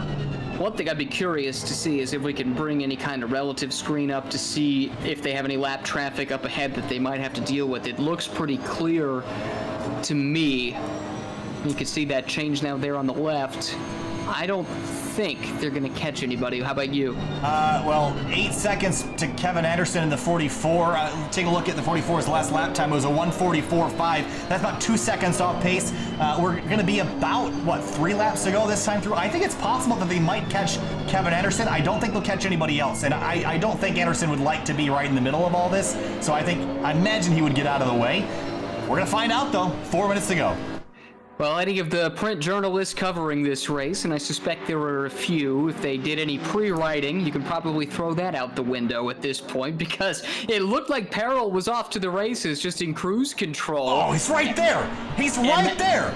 It's anything but now. Here is Highcutter pouring the pressure on David Peril. Can the South African hold on and win on home soil? Oh, I really think Highcutter is pushing his rear tires. You can almost sense riding on board the rear tires stepping out, the Pirellis giving up the grip that they have left, and he's been using these tires. Look at him sliding the front of that car. He's using every bit of rubber left on those Pirellis to chase down Peril. He's right there. He's close enough now, Ryan. He just needs to make one lunge just to spook Peril out of making an effort to get to the apex, and it's going to be a race for the race lead here.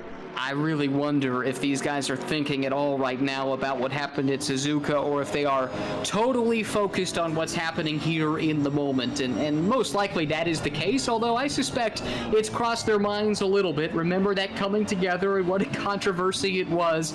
Highcutter, though, dropping off just a little bit here. Peril's done a nice job not to panic when all of a sudden that gap has disappeared and seems to be back in his rhythm a little bit now. Right here, this is where Highcutter gains all this time, is in the final sector. Real tight through 13, then through 14 and 15, and that's the quick right-hander with the big curb on the inside right here, and Highcutter gains a lot of time right there. Peril is having to be a little bit more cautious about it because the Ferrari I don't think is quite as good as absorbing bumps as the Nissan is. So he's right there, 2-3 tenths back. He's a little wide in the final corner. This will be 2 laps to go this time by from Kyalami. Don't think that was the final corner he needed to be able to get a run. You could see Peril was legging him out there for a little bit. Now the slipstream has negated some of that, but still too far back to make a lunge into what is technically turn 2 here on the Kyalami circuit. Highcutter's going to have to settle back in line and try and reel in the prancing horse. I don't think that Highcutter needs to get up alongside him at all. I think he just needs to get within a tenth, within a car length, and that'll be able to spook. If you can just move over out of the mirrors of David Peril, you can spook him. And Peril's a professional. He knows that's the strategy that Highcutter is going to do. But it doesn't make you feel any better when you see that car disappear out of your mirror right as you head into the braking zone. It makes you second guess yourself. And that split-second decision of second guessing yourself, that is the difference between making an apex and missing an apex that'll give Highcutter the opportunity to snag a race victory here. Yeah, realistically, that's probably what it's going to take. I don't think that just in terms of being able to pull up alongside and make an out-braking maneuver, I'm not sure that there's enough in that Nissan to do that, given how fast the Ferrari has proven to be. However, maybe you're right. If you can force a little bit of a miscue, you can force a miscalculation just on some doubt creeping into the mind, losing sight of the Nissan in the mirrors, maybe that's the chance to make the play. But who knows? Still several opportunities, but time's starting to run out here on Highcutter. 48 seconds to go. Next time by will be the final lap over the curbs in turn number 15. A bit of an off for Peril. He drags the tires in the dirt. Lap traffic ahead. Final corner of the penultimate lap. Here we come. White flag. One more lap to go in the 2020 GT Rivals Esports Invitational. Highcutter has won 5 of 8 races this season. If he can grab 4 more tenths, he could win 6. Peril trying to get a victory here at his home track into turn number 2. 20 seconds to go, the white flag will fly, and now all of his focus goes to keeping that big white Nissan behind him. But lap traffic up ahead, he's going to have to spare some of that focus on trying to find a way past, and to do so in a way that's not going to affect him, cause him to have to lose any momentum and open the door. Hopefully the lap traffic is aware these are the leaders coming through on the white flag lap, and they don't hold him up. We'll see. Oh, hairy stuff here. Peril all the way out to the track edge, into the braking zone for Clubhouse. A bit of a lazy turn in there behind the 44 car, looking off the rear bumper. Look how close Heidkotter is. He's still got lap traffic in front of him, going through the gears, adjusting the ABS, adjusting the traction control, trying to find every semblance of grip that he can as they head up the hill. Now less than half a lap to go. Heidkotter is there. He's right on the rear bumper. Now 2/10, half a car length here as they head to the final sector. I think that lap car did hold him up a little bit, but was able to let them both by in a fairly equitable way. I don't think it really had a huge impact on the way this last lap is going to play out, which is the way we like it. Couple of corners left. Peril, this has been his weakest sector here. Into the braking zone. Heidkotter going to use every bit of the Pirellis. Peril's going to run wide. Here comes Heidkotter to the inside. Big run here as they head to 13 and 14. One more sweeping right, then a left. Final corners of the GT Rivals Esports Championship. Heidkotter is there. Peril goes defensive for a moment. Now back to driver's right. Into the final corner, turn 16. A run back to the front straight. David Peril, home track, home race. He comes on through, and it's a race victory for David Peril.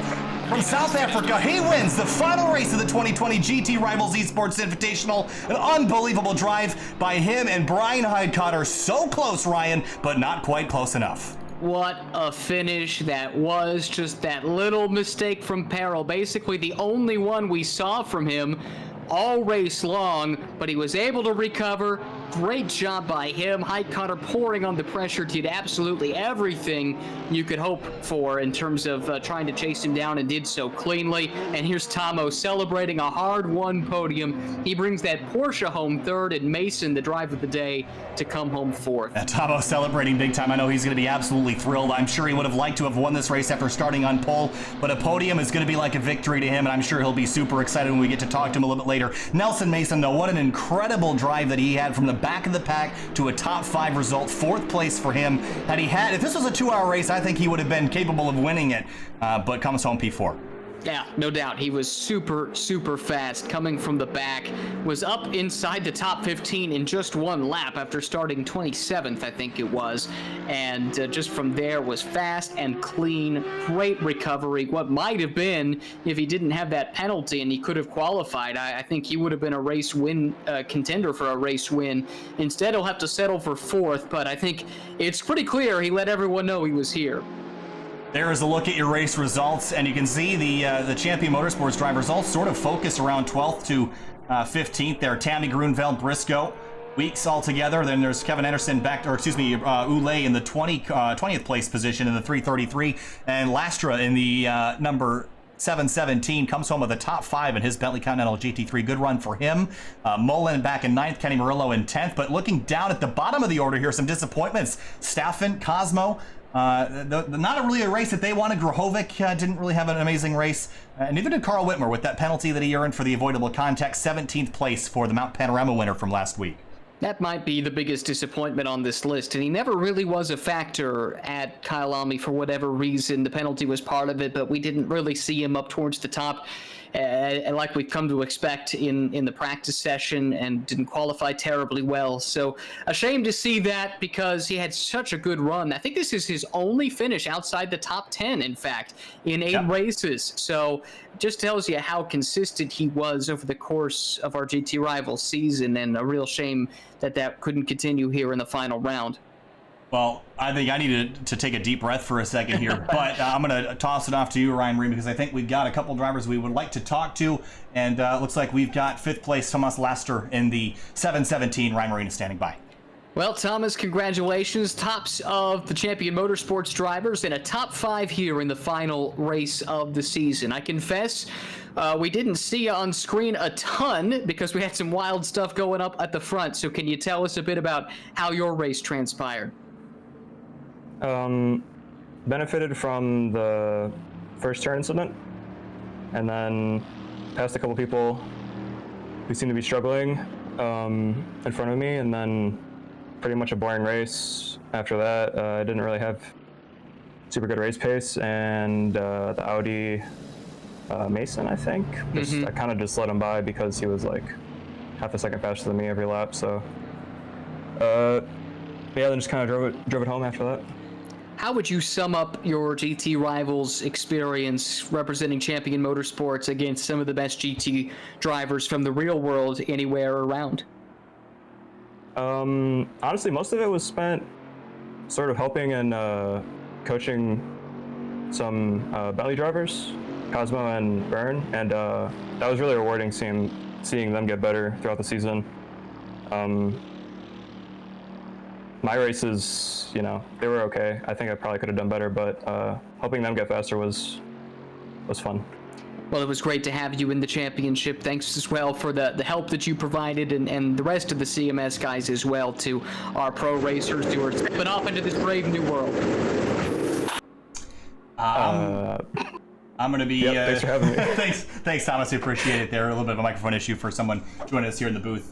In the meantime, we're going to work out and have a little bit of a conversation with Tom O'Gorman. Podium result for the number 37. Not the Acura this week, Tom, but oh my goodness, I saw how much you were celebrating there at the end. You got to be absolutely thrilled with the podium result. Started on pole. I'm sure you would have liked to have won this race, but this has got to feel like a victory to you. I'm so glad you got that. But yeah, I'm just thrilled to be here. Those two, Brian and David, I cannot believe how consistent they were. I mean, I think we were basically running the same fastest laps, but they ran it every single lap, and I just didn't have that consistency. So I'm actually surprised to be only 6 seconds down from them. But yeah, I love my Acura. I pick it in the real world, but I decided to try something different this week, swing for the fences. A big thanks also to the sim racing guys to recommend a couple cars, and I kind of tested them all out, landed on what I drove, and really happy to bring home a podium, especially using my new ASUS equipment. It's been a huge step up in my performance in the last couple of weeks, so I wanted to be able to kind of perform on that level. I think this sim racing kind of boom, as we'll have it during the pandemic, has been pretty far-reaching. But I think you've been one of the drivers that has embraced it the most across many different titles, this one included. But you know, obviously, we're really excited to we're looking forward to racing returning in the real world here. But tell me about this experience as a whole here in the GT Rivals Championship. Obviously, you had some bad luck, but the pace has been there, and I think everybody has seen that. What are your thoughts coming away from this? As you look at yourself as a racing driver, a competitor, the differences between the real world and the sim, we talk about it all the time, but I want your final thoughts here on this esports environment. How much like the real world is it when you're battling with these competitors that you see on the racetrack in the real world? Well, I was very lucky that it was already part of my wheelhouse. I actually got my start in sim racing very similar to Brian, although I didn't, win a major competition to get there.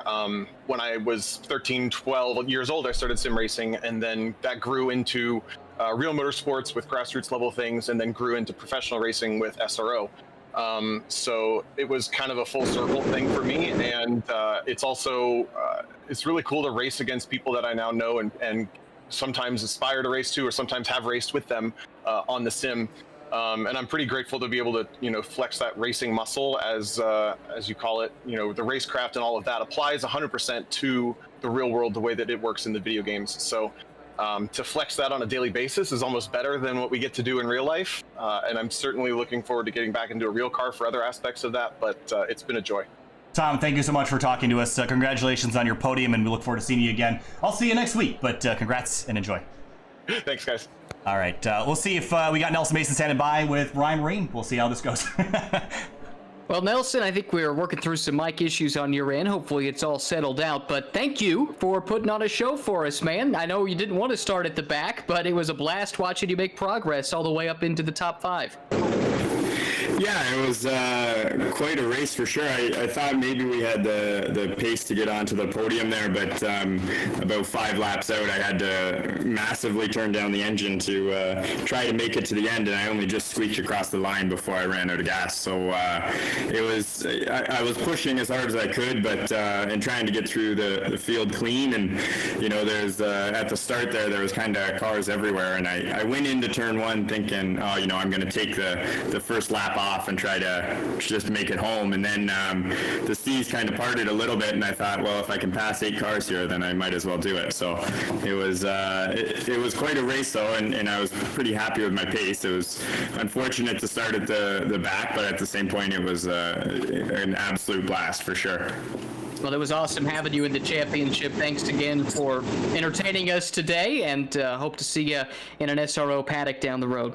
I think the wind noise is from him going so fast there, Ryan. So I'm going to give credit where credit's due. That was Finney and Dakota that made that joke behind the scenes. I just had to steal it. So we're going to move on now to second place, Brian Heidkotter in the number 5. Well, many races won this season. Today, not one of them, Brian, but you had me on edge, everybody at home on edge. What a drive, what a finish. The official margin, I think, was 0.289 seconds. I'm sure your heart rate was high there. Walk me through not only the end of this race, but the season as a whole, and your thoughts walking away from GT Rivals after being so dominant and ending it on such a high note with an epic battle to the end with Peril. Yeah, that was really exciting, wasn't it? First of all, congrats to David. He drove an impeccable race. He deserves the win. He pounced when I had some trouble with my rear tire pressures in the early phase of the race, and he took advantage of that. And every time I got close to him after that, my progress kind of stalled out. The loss of downforce following another car was pretty significant here. So I just couldn't quite, I would catch up to Dave, and I couldn't quite get close enough to make anything happen into a passing zone, and he didn't make any mistakes to make it easier on me. So he ran a great race, and I'm pretty happy with second. I was a little surprised to be as on the pace as it looked like I was. I don't know, maybe David can speak to this, but this track didn't feel like it suited a front engine car super well. But nonetheless, I had pretty good pace, and just couldn't quite make any moves happen. So yeah, it's been a great season. It's been a really good series to run with. A lot of very fast, consistent drivers, a lot of clean racing, which is just how I like it. Wreckfests and sim racing aren't really my thing unless that's what you're kind of setting out to do, but I like how this series has tried to emulate the real world as closely as possible. So I'm just appreciative to have been here through the season and finish it off on a pretty high note.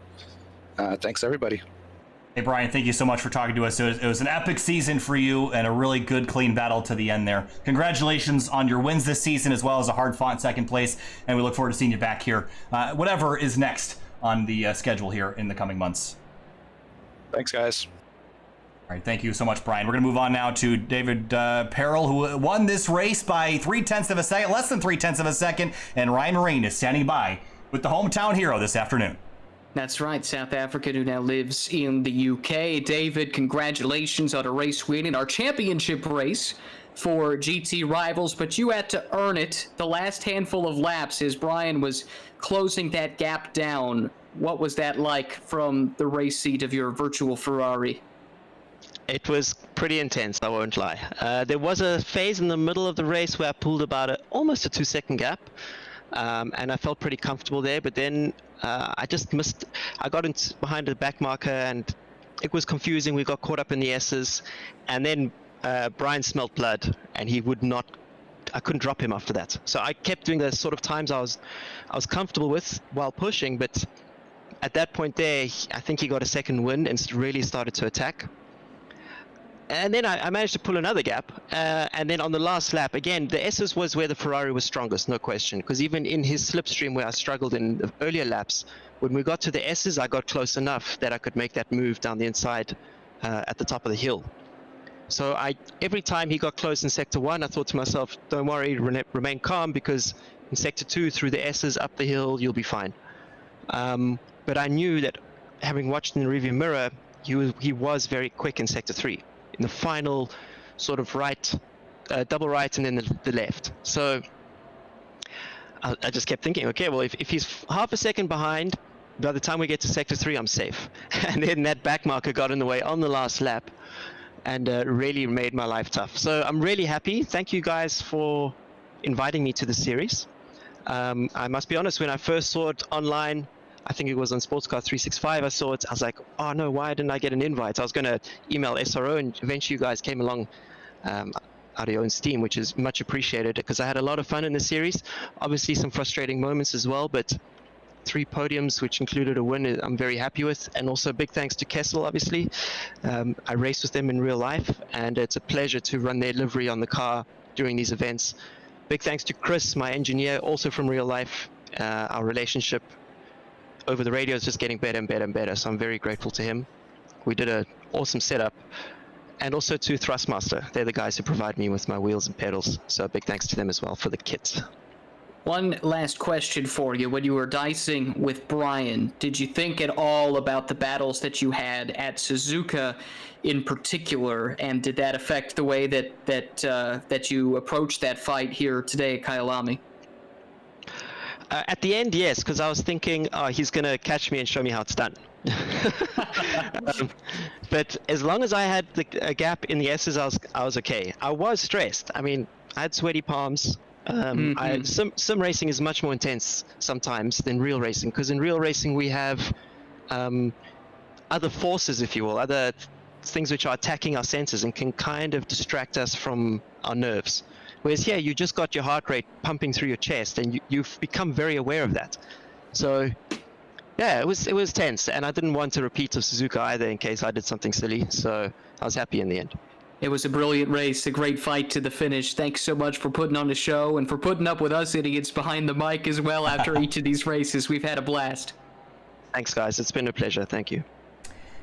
So, Ryan, I think it's about time to begin wrapping this up. It's been an amazing season. 8 rounds. We've traveled the world virtually. Well, we couldn't go anywhere in the real world, but let's just kind of recap the season as a whole. We started out at WeatherTech Raceway Laguna Seca and kind of kicked off the season on a pretty high note with a pretty wild start. We ended up with Heikata winning that race. Then we headed out to Mazzano, and then following that, we were at Paul Ricard. We headed out to Spa-Francorchamps, and then we continued our trek across the world. We went to Suzuka and Barcelona and Mount Panorama and Bathurst, Australia, and then finally out here.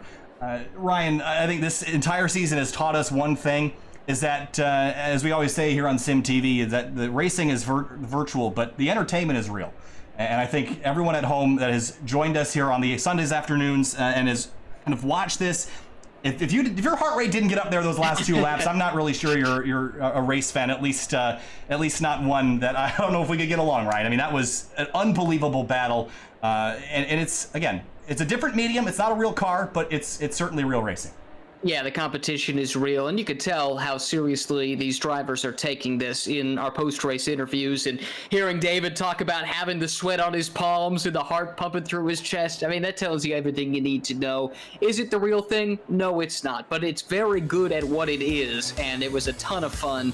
I've enjoyed it. It's been great working with you for the first time, and fitting in behind the scenes, Jules as well. I know everyone on the SRO side of things has been super impressed with what you folks have done. It's been a real pleasure to share the virtual booth with you and call some fun racing, because that's really what we've had. All 8 of our races have had something memorable to come out of them, whether it was the controversy at Suzuka or some of the well-deserved finishes that have come after several weeks of heartbreak, and then a great championship battle right down to the wire there to wrap things up here in Kyalami. I mean, it's been a ton of fun. Don't think you could ask for a whole lot more. Absolutely not. And we're taking a look here at some of the places that we've been this season. We do have some thank yous to do, and I know Ryan, you touched on a few of them already, but again, we want to extend a huge thank you to the entire Kunos team, Assetto Corsa Competizione, for allowing us the usage of this platform to put on this amazing esports invitational event, Republic of Gamers and ASUS and Tough Gaming for all the incredible giveaways, and we'll remind you about the one that we've got going on this afternoon to make sure that you have an opportunity to win some stuff from ASUS or Republic of Gamers. And then, of course, Fanatec and SimLab for the same sort of deal there. Champion Motorsports, the group that has put on these events from a management standpoint on the racetrack. They've done an amazing job setting up the servers, dealing with all the technical aspects of everything. They do a lot of league racing. I'm sure this is one of the higher profile things they've done. They've done an excellent job with it. Of course, AWS and Julian behind the scenes, who's kind of routed everything across America and the world. CrowdStrike, Pirelli, Rebellion Timepieces, Total. Of course, Optimum Battery, Skip Barber Racing Schools offered up some stuff in the giveaways, and they've been a big sponsor as well. 511 Tactical, and of course, SRO America, and Robbie Montanola behind the scenes, who has been doing a lot of the coordinating and getting all these drivers here. it's been a team effort by everybody involved, Ryan, and I'm so grateful to have been a part of this team. Great to work with you. But this isn't the end. This is the end of this season. There might be more coming in the future, so make sure that if you're not subscribed to GT World, if you're not following the GT World Challenge America Twitch or on their Facebook page, you should be, Ryan, because not only is there sim racing stuff in the future, there is also real world racing beginning not too far from now.